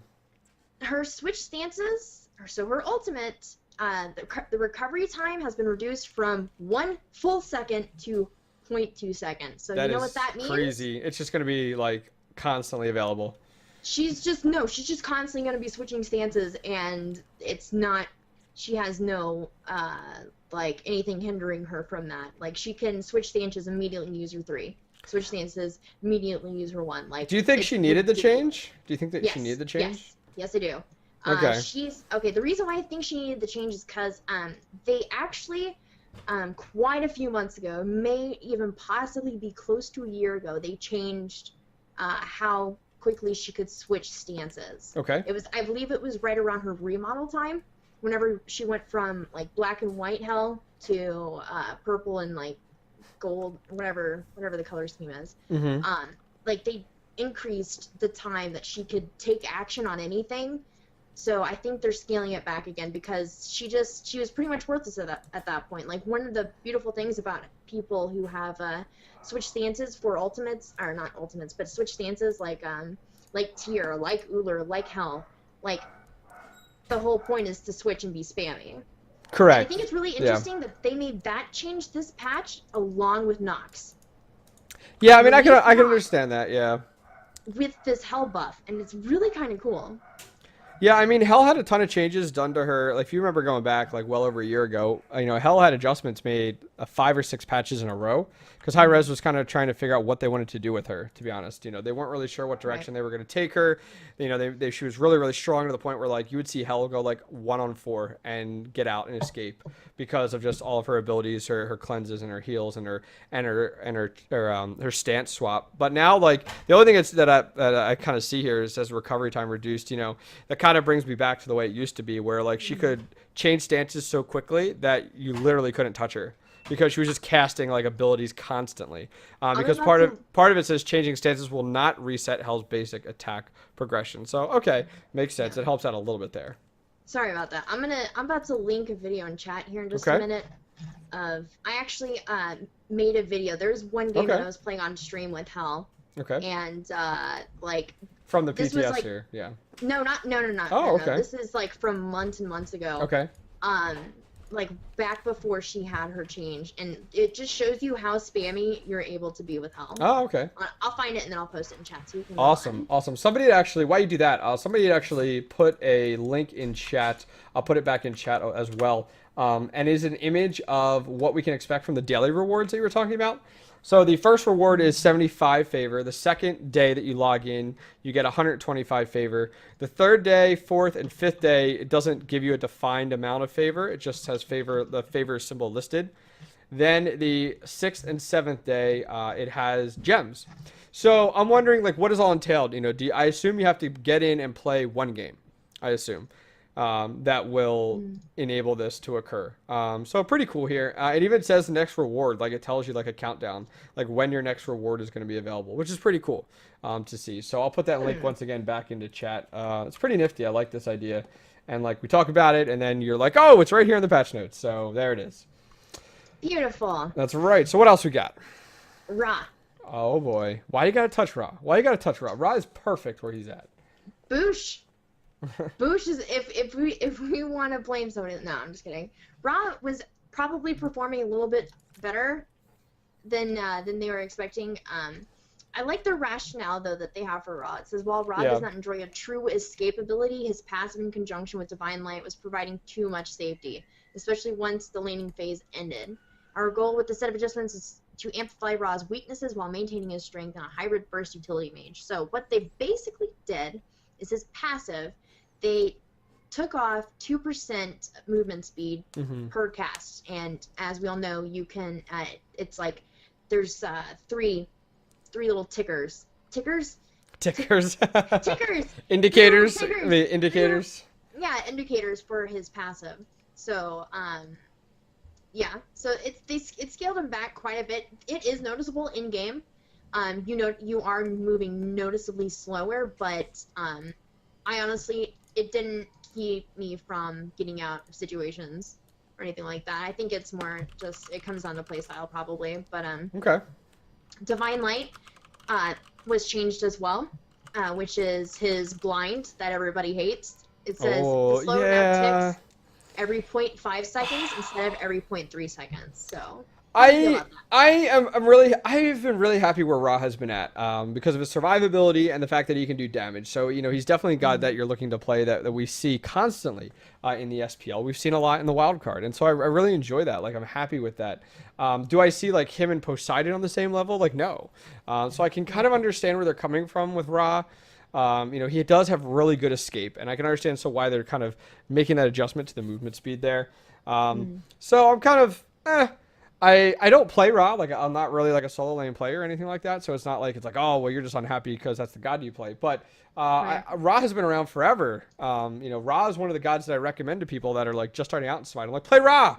It teaches you survivability. It definitely comes down to your skill shots, good lane clear. So I'm kind of Really easy to pick up. yeah. I mean, yeah, definitely. So we'll have to see. I'll have to see. I mean, I hope this does not affect Ra to the point where He's we no see longer him picked. exactly just because of this. I hate that. I 'Cause hate those that. raw snipes just provide so much entertainment, like during the tournaments and stuff like that. I remember the launch tournament. Every time there was a raw snipe that landed, everybody just went insane. Just because it's Yeah. like it truly is a super skill shot. Because Yep. it just takes Especially so much. through walls, like across, like Mhm. when you're in the jungle and you're trying to line it up and you have a little bit of that vision. Oh, Yep. so talented when people hit that. Yep, So because you good. can like your prediction has to be like on par, like Yeah. everything like has to line up, like the stars have to align in order for you to land a raw snipe that ends up actually killing somebody. I don't know if you're a casual scum like me, so Casual scum for the win.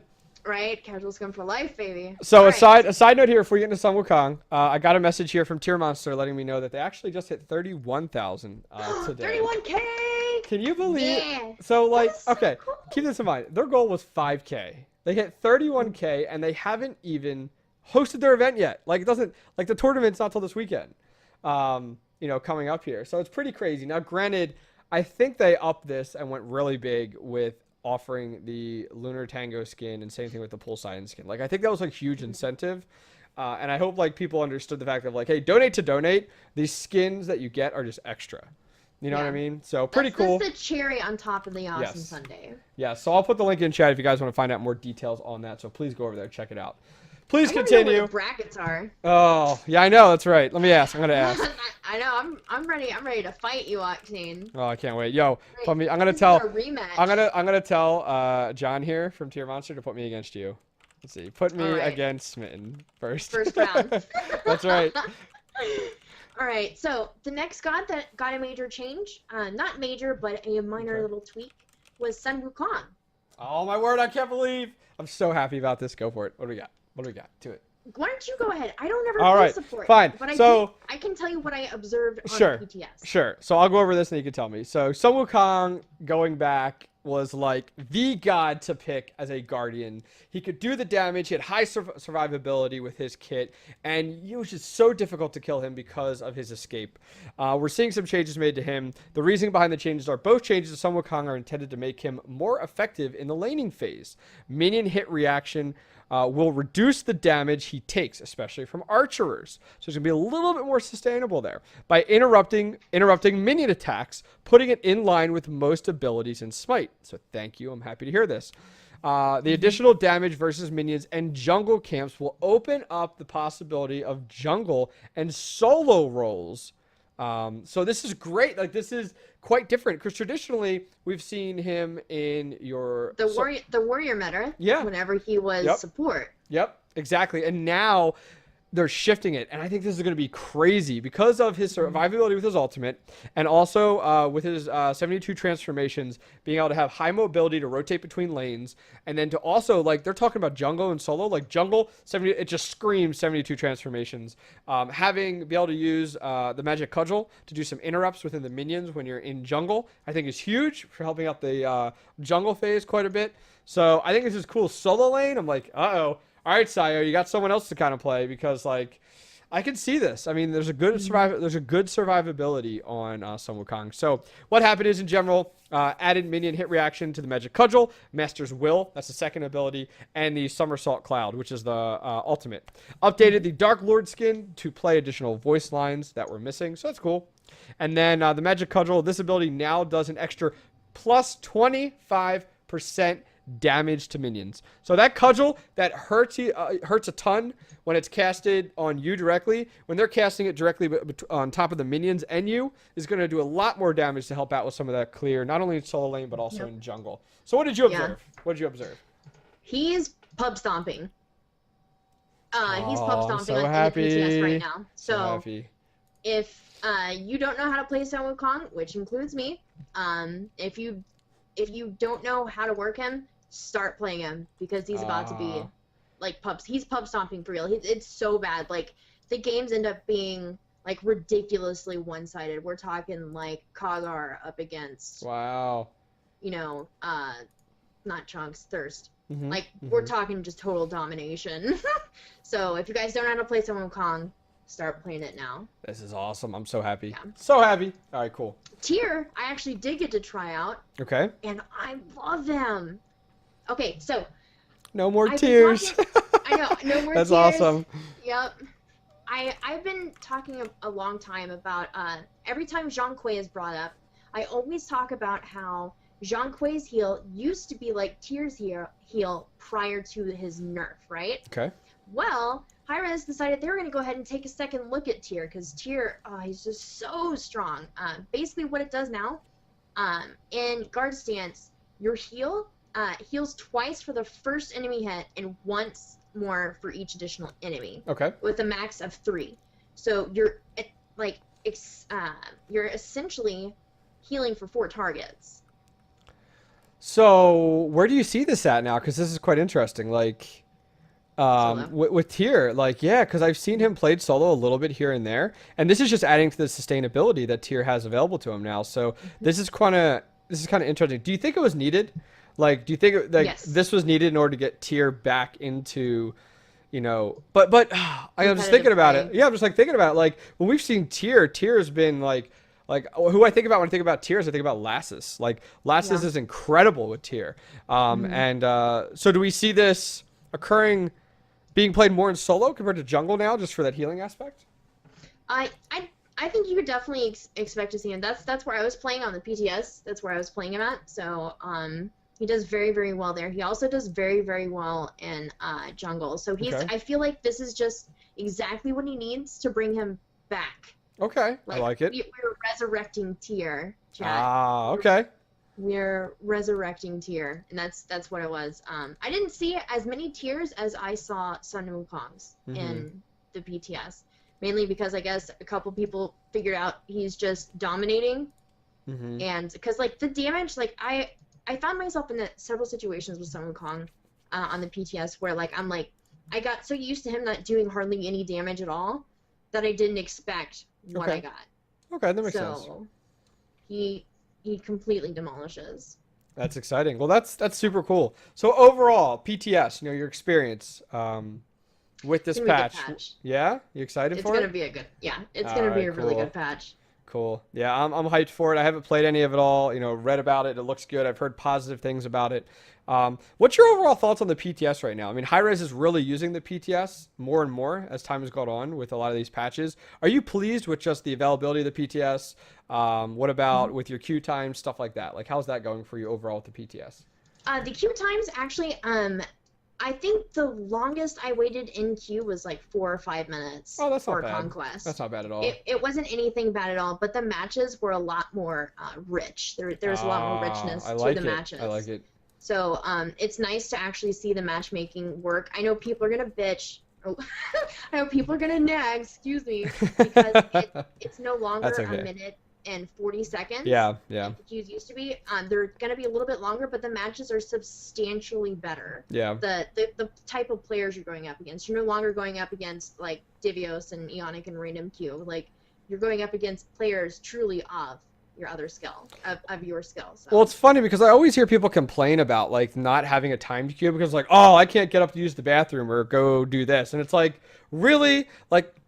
You're complaining about not having that option compared to having a better gaming experience? Like, come on, people. Like, let's look at this overall with the gaming experience. Like, what would you rather have? The opportunity to go up, use the bathroom, grab a snack, or a better matchmaking system where you're going to have closer skill levels between the players on your team? Like, come on now. Challenges. You know what I mean? Like, I saw some people that were like, when ranked, like, I'd wait 30 minutes. Like, so I remember seeing someone said, I'll wait 30 minutes as long as like my ranked experience is quite enjoyable because the skill level is, you know, closer and closer together. So I'm completely okay with it. Like, I don't have a problem with waiting extra long for a better game because I find it more enjoyable.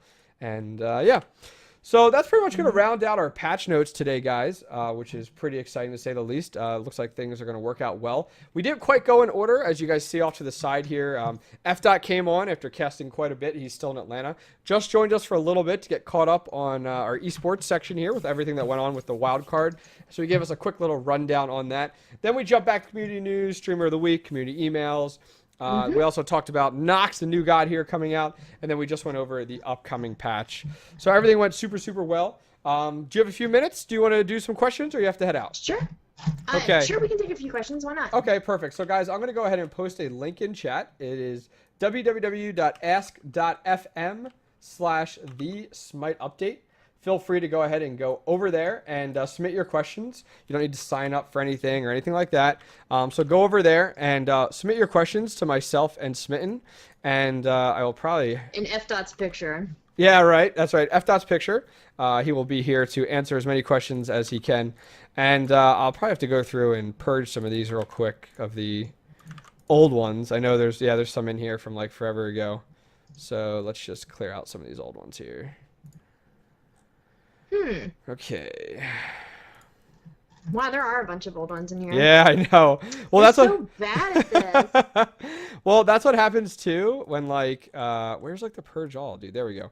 All right, delete. All right, I deleted all of them. So if you guys submitted your question, resubmit it because all the questions are gone. So resubmit it. Resubmit it because I cleared them all. You can't just go through and be like, clear this one. Like, you got to clear them all. A lot of people go ahead and submit questions after the show's been over and like they're watching the VOD. So it's like, dang it, like that's where these are going. Okay, some are piling in now. So we'll kind of start off the back here, just kind of, go through them. Do you think Giannis should be nerfed? And if so, how? I say no. What about you, Smitten? I think he's fine where he is. I really do. He does an absurd amount of damage, but like he's super squishy to kind of compensate for that. Yeah. There's nothing really you could do to kind of nerf him. I feel like he's in a really, really good spot. Yep. I agree. I mean, I love Giannis as middle lane. I love the mobility that he has. I think it's awesome. So, I'm actually, as you said, very, very happy with where he's at. Another cool question here. Will we end up seeing a Shablanque Captain America skin one day? That would be so cool. I don't think we'll have something exactly like Captain America. Probably like a shield with a different symbol on it. Probably not a star. Maybe not the blue. I mean, you know what? Maybe like next 4th of July, we'll see kind of a... maybe they'll call it like America Shablanque or something like that, kind of like the Raw America. But I think that'd be awesome. Like with all the Marvel stuff going on right now, I think that would be so cool. Yeah. All right, pick one. What do you got? Pick one. First one I see here is, do you think Nox would be viable in the mid lane? Yeah, I could see how Nox would. She would work in the middle lane. I don't think she has the she doesn't have the mobility like other gods like Janus does or like Scylla or somebody. She doesn't really have that kind of mobility to her. So I feel like if you're going to see her, she's most likely going to be in solo lane, maybe even possibly in the support role. I'm not exactly sure about that. Don't quote me. We'll see in the days to come, my friends. Yeah, that'll be something. I mean, when she first comes out, you're probably going to see her like everywhere, like all different positions. Keep that in mind. And then it takes about a week or so for things to calm down, and then we end up seeing her in more of the concrete role that we're used to. But I'm excited for like the LAN tournament coming up because she will be playable, is my understanding. So it'll be kind of cool to see if competitive players play her, and I think it's too soon though. I think it's too really? soon for them to pick him up in LAN.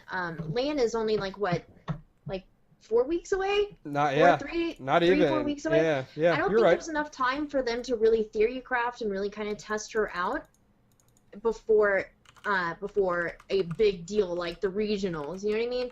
I think it might be like I said, our pros in this scene have been here to prove us wrong this entire time. All of us lowly commentators and community members, like they're always there to like prove us wrong. So I'm not saying it's not possible. I'm just saying it's probably unlikely. Yeah, I agree there.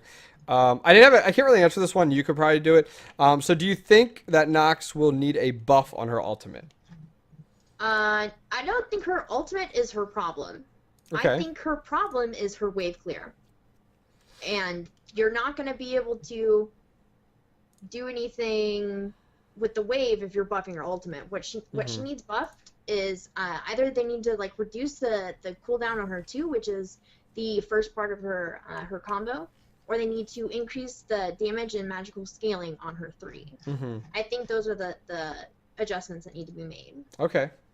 Good deal. Here's a good question here. It says, is there somewhere I can find a competitive team or players? Probably not ranked though, since I'm only bronze. So if you look, it's kind of goofy to me. if you're only bronze and you're playing ranked, I don't know that the competitive teams or players are your best avenue. I feel like you need to get up in ranked before one you could be noticed. Masters level. Yeah, before one you could be noticed in competitive teams or noticed by other players. I don't know that jumping right towards it. Like I feel like ranked is definitely kind of your rite of passage as a competitive player. So I would say work your way up through ranked at this point, or find yourself some people to play with, play your customs, and go from there. So, Yep. what do you got? It says, will Sylvanas be viable, and if so, would he be after Gev or Bacchus/Athena? Okay, Sylvanas has so much potential, and I love Sylvanas. honestly, I love Sylvanas. to the bottom of my heart, I don't even play support, so I don't know that role in and out like support main would. But what I do see is potential. I see a lot of potential in Sylvanas, and I really feel like he's going to be top tier as soon as people figure out what to do with him. Yeah. As soon as people figure out how to build, how to play him, and what his role really is, what he brings to team fights, what he brings to an actual match of Smite. I think he's going to get big as soon as people figure it out. Just like the Bracken. I was kind of sad about the adjustment to Sylvanas, and that only reason is because I'm a Guardian player, and I loved the sustainability that he had. But, I've had a chance to play him a little bit more and more the past few days since the adjustments to him, and he's still super viable. He isn't as sustainable when you have like a whole bunch of people on him as a Guardian, but I really, really like him. I'm getting more and more used to his third ability with the pull. I still feel like the indicator is still a little wonky. I'd like to make it a little stronger, the visibility of it. But either way, like I love how his abilities combo. So I'm happy with Sylvanas. Eager to see what we see coming out of the competitive players moving forward. Right. Do you think Hell is a high tier god? No, she's not. She's not even playable in ranked, really. Not as is. Yeah, I agree. Which is unfortunate. It's really unfortunate, but even with this slight buff, I don't think she's going to be more viable. She's not going to be high tier. That's just not in the cards for Hell, I don't think. Yeah. I mean, I don't know that they're looking to bring her up, to being like top picked in solo lane at this point, but somebody had asked about, will Ao Kuang return? There's been more. I mean, we've seen some cool images of Ao Kuang coming out where like he's no longer a dragon. He's kind of this like cool looking warrior that like I guess controls a dragon or something like that, or calls upon the dragon power. I don't know all the details behind it, but there's been some pretty cool stuff coming out that's kind of been data mined and stuff. And Ao Kuang, from our understanding, will return. It's just when, so we'll have to see how that works out. What other questions we got here? Let's see. Iron Man Giannis. I don't think we'll have an Iron Man. I mean, he already is like Iron Man. That would be cool. He already looks like Iron Man already. I mean, we got like the C-3PO voice, which I love. Like, we could go with the C-3PO one, just have like an all gold one. That'd be kind of cool. I feel like we already kind of do have the Iron Man one, just with the way his design is, and especially with the red and the yellow and golds type of deal. But you got to remember, we can't really cross that line too much, so we have to be careful. Hi-Rez Studios would like have to pay like a buttload to like Marvel and DC, for those type of rights to be able to use that stuff. So I don't know that we'll see that anytime directly soon, but I'd love it. Yeah, I got one. Okay. Do you feel like Nuwa does too much damage while also having the hidden ability to not only damage an entire team, but give visibility of an entire team before a team fight starts? The ability to see where everyone is on the map, in my opinion, is hugely broken. Okay, I have two. We're going to segment this into two different sections here. Okay. First, I agree, Nuwa does a lot of damage. Okay. Especially if you know how to play her. Two, I don't think it's hugely broken that she does damage and can see everybody on the map. You know who else can see everybody on the map in their ultimate? Apollo. Yeah. Do you know who else can also Just gotta see cruise everybody in around. his ultimate? Thor. Thor is a little bit more limited than Apollo is in his ability to see where everyone is. But it's still like we see that function in different kits. So I don't think it's hugely broken that she can see where everybody is on the map. Yeah, I mean, I think the big one with Nuaz that I noticed is like you just have to make sure that she doesn't snowball too much and shut her down appropriately. Because Right. like once you get to like end game, you're talking like sometimes somewhere like depending on the build and everything, like almost like 60% of like your health taken out by Nuaz. So you just really got to shut her down. And stop her from snowballing, which isn't too hard if you have an effective jungler in Conquest. You know, so that's just kind of my thoughts there. Right. Let's see. I saw another one there. Let's get out of that. Let's see. I'm trying to see if we see any other really good ones here. Some are very repetitive. I've been trying to go through and delete some as need be. Mercury is still first pick, first ban. Do you think another nerf is in order? No. Yeah, me I either. think Mercury's fine where he is. It's just nobody wants to deal with them. That's why he's still first pick, first ban. Like, Yep. That's why, like, he's always banned in my ranked matches, always. Because he's just, if he gets out of control, he's unstoppable. Yeah, that's super true. I can agree Or with it's you going there. to take, I'm not going to say unstoppable because I feel like that's a qualifier that isn't fair. It takes your entire team's kit to stop him. I think we can pretty much qualify that as unstoppable, though. I can already tell people in chat are going to be like, Yeah. I mean, going back, I like the last change we saw with Mercury regarding with some of his lane clear, stopping him from being like a dominant solo laner. I'm kind of happy where he is at right now. Talking about kits here, someone says, what do you think of Anubis's kit? Do they need to change it or not? Anubis is definitely not one of those top tier gods at all. Kind of like as we talked about here, kind of has small little niches. Played a few games the other day. Somebody was playing Anubis. Did really well actually with Anubis in middle. Do they need to change up his kit? I don't know. I mean, Anubis is that glass cannon. He really is. He hits like a truck. He's very effective, has some good CC.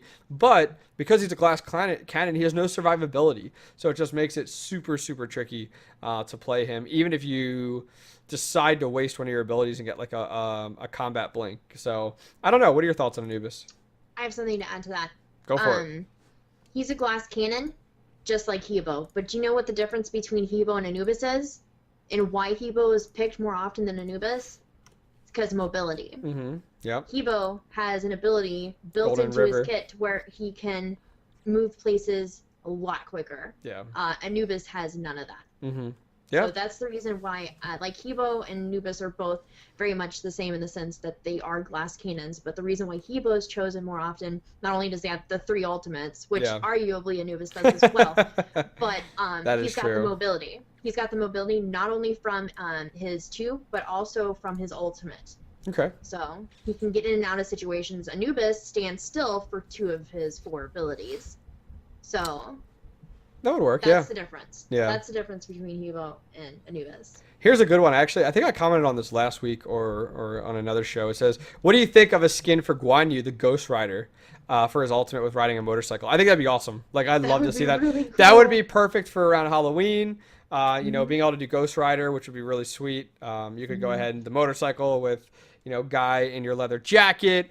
With the, you know, you could just do like a pumpkin head type of deal. That'd be sweet. So I'd like that. I think that'd be a good idea. I can see Hi-Rez doing that like next year for sure. Let's see. Chunga in jungle. Is it viable? I was hesitant with Chunga with solo lane, but now I've been completely proven wrong. And like Chunga is definitely viable in solo lane. Jungle, Only as a counter pick. For Chunga in jungle, I'm going to have to say just... probably not. I don't know. What do you think, Chunga?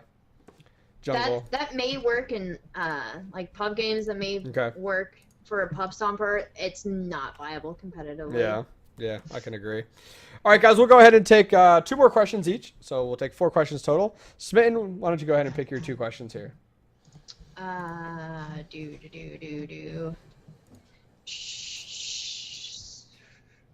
Does Smite have room for another game mode, or are the current ones filling up all the current space that would be viable in the game? I think games like Smite always have room for another game mode.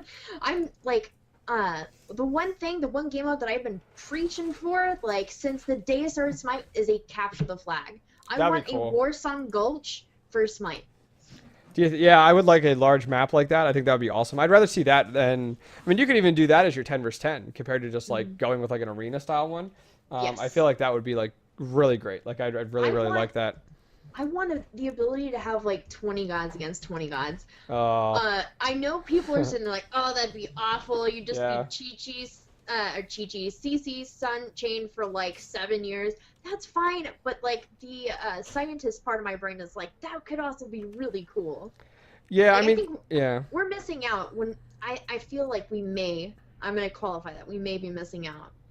No, we are missing out. I think capture the flag would be amazing, and I think it's completely necessary. I mean, at this point in time, we have the game modes that are out there. The only downside about adding additional game modes is then you start to, of course, separate your population more. You have to remember that.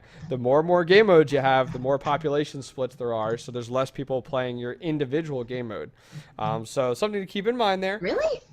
Of course. Come on now. The more and more game modes they add, for example, you add capture the flag, so there's less people playing Conquest. You play Assault, there's less people playing Arena. That's all I'm saying. So your population numbers are being split more and more. So you're thinking it's gonna affect people in more like the queue times, or? Yes, correct. Your queue times and your better matchmaking system. Now, granted, what I'm saying is like, let's say we add like 5 more game modes. You know, you're just like you're just causing, you know, your population to split up more and more. That's all. That's all I'm saying. But I would love to capture the flag. Like, love it. I think I'd be all over it. I'd be like, all right, let's make a competitive capture the flag team. Let's do it. Yeah. I would wonder. Let's petition Hi-Rez for capture the flag mode. I wonder if there's a reasoning behind it, like a mechanic as to, you know, hey, this really won't work, and here's why. Like, that's what I'd like to hear, because even if I feel like with capture the flag, I'd rather see 10 versus 10 larger map compared to 5 versus 5 in a small. You know what I mean? Like, I don't know about 5 versus 5. We have so many fighting. I feel like we're limited in our experiences of Smite when we only have 5 player against 5 other players. We have 4 on 4, we have 3 on 3, and we have 1 versus 1. Why not go ahead and go big? 5 or less. 5 or less. Yeah. I want Let's go big, Hi-Rez. Let's go big. Go big or go home. That's right. That's right. Let's so that'd do be it. cool. I That want, was good. like, 50 versus 50. Like, Oh my word. Like an Alterac Valley. Are you looking to break Smite? Like the whole server just like fall over? Like I just see it like smoking and melting and being like, Smitten, we hate you. I know, right? And then, yeah, they're just gonna come with burning torches to my door with That's right. pitchforks, and you'll never hear from me again. Yeah, there you go. No. There you go. All right, why don't you pick one more? Why don't you pick one more, and then I'll pick 2. Okay. Boo. There's a lot of skin ideas here, and that's awesome, guys. I know. What gods would you like to see added in the future? I want Medusa. Yeah, people have been I get screaming this for question that. all What the type? Okay, so what type of role would you put Medusa Assassin. in? Assassin? Assassin. She would I be- could see she that. would She'd be like a assassin. snake, you know, legs type of deal. Very quick. So I could see that. Her CC and her stun would be turning you into stone type of deal for a certain amount of time. Well, maybe like taking damage over time while you're set in stone. That would have to be her ultimate then. That would have to be like her ultimate. Yeah, definitely. Like, that'd be overpowered just to have like on a cooldown of like 12 seconds. That would be kind of cool. She could have snakes instead of like cats. They could be like snakes as well that damage Maybe you. we could have like snake deployables, kind of like arachnid spiders. Yeah, that'd be kind of cool, like snake nest or something like that. Yeah. That'd be cool. That'd be cool. I like it. I think people have been asking for it for a while, so we'll have to see. All right, let's see here. What do we have here? We already answered that one. I find myself against Diamond players even though I have just started League. Well, you probably are pretty good, or you're still going through the the process of kind of getting your qualifiers. Your qualifier matches done, and once that's done, then that should even out a little bit. So I'd say give it some time. Give it some time for sure. Yeah, in my qualifier matches, I was up with like diamond, platinum players. So it'll get better once you're done with your qualifiers. It won't be so erratic. Yeah, I can see that. I can see that for sure. Let's see. Trying to see what else are good. Do you think? Chad, I understand that Medusa is not a real god, but there's a lot of there's gods in Smite that aren't actual gods. It's okay. Yeah, We're talking about mythology here. There's gods, goddesses, deities, half gods. I mean, you got titans in there, so you could go ahead and add mythical creatures. A mythical creature. I don't know what it falls under. I don't know if it's under a monster or what it is, but all right. Let's see one more here. Trying to find like another good one. Yeah, there's a lot of repeating ones in here. Map packs? What? That was something people had talked about a little bit more with like map packs in regards to like you could go ahead and join into Conquest, and it would have you could join a winter Conquest. Like it would randomize what the art would look like when you jumped into Conquest. Oh, So that's like, really cool. and that would be something Smite would have to apply overall. So like when we load in, everybody gets the win. Like in the loading screen, you can see it, or maybe you guys can vote on it. That'd be kind of cool. In the loading screen, you get to. Oh no, because it's probably loading a lot of the map already. But it would be cool if they randomized it. So like you loaded in, it was Winter Conquest, or it was like Nighttime Conquest, or Disco Conquest. You know, that'd be kind of cool. That'd be kind of fun. It really would be. I think it'd be really nice. Yeah, that'd be fun. And before it costs like 6,000 gems. Okay, so here's the last question we'll end on, because I know the answer to it. Do you guys play with your fans? If so, when? So, Smitten, when do you stream? Because I know you play with your fans. I stream every single day except for Tuesdays, starting at 7 Eastern, 6 Central for me. I do viewer games every single day except for Sundays, because Sundays are reserved for my subscribers, what we call Sub Day Sundays. So, nice. Every day of the week I am playing with viewers. Awesome. Well, since Smitten doesn't stream on Tuesdays, that's why I stream. So I stream. I now a little bit more limited schedule, just with my real life job and also having a family and a son. I stream Tuesday, Wednesday, Thursday viewer games within Smite. So. Outside of this on Sundays, Tuesday, Wednesday, Thursdays on my stream. I'll put a link in chat. That's all I ever do. I don't even play like ranked. Like I look at, and I always complain about this. I like barely earn worshippers because all I do is custom versus custom games now, which is such a bummer. But that's where I'm gonna round out the show for today, folks. We appreciate you guys coming out. If you guys want to do us a huge favor, there's 3 things. First off, follow us on YouTube, youtube.com/TheSmiteUpdate. That's where all the VODs are for the show. So go over there and subscribe. Second thing is on Twitter. Follow our Twitter account. We post all the details, all the links from our show, along with news throughout the week. Twitter.com/TheSmiteUpdate. And finally, the third thing you can do if you really enjoy this show and you can help us out here is go directly below this video stream on Twitch. Click the streamer feedback button, select Octane Pro, and give Hi-Rez feedback on the show. You like it, you don't like it, recommendations, suggestions, please make sure you guys go do it. So before we head out, Smitten, you talked a little bit about your Twitch channel and all that. What are some other avenues that people can stay up to date with you?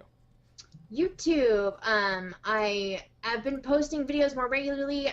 The series that I'm working on right now is called Out of My League, where I play ranked games and give you guys full disclosure of my thought process and my decisions upon a match that I am playing at youtube.com/GameFirstGaming.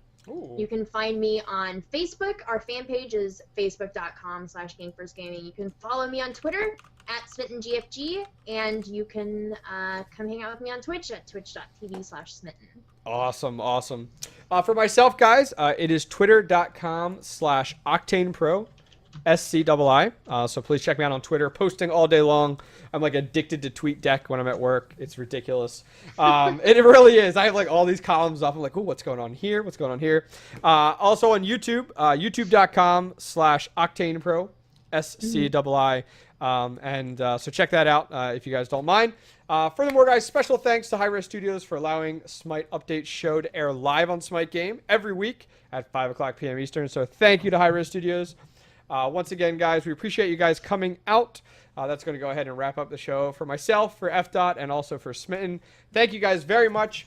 There will not be a Smite Talk show after this. FG3000 is not available. So I will be taking a small 5-minute break and coming back, and we will be doing viewer games, just like you asked about, for the next 2 hours right here on Smite Game with you guys. So stay tuned, guys. We'll see you guys next time. Take care.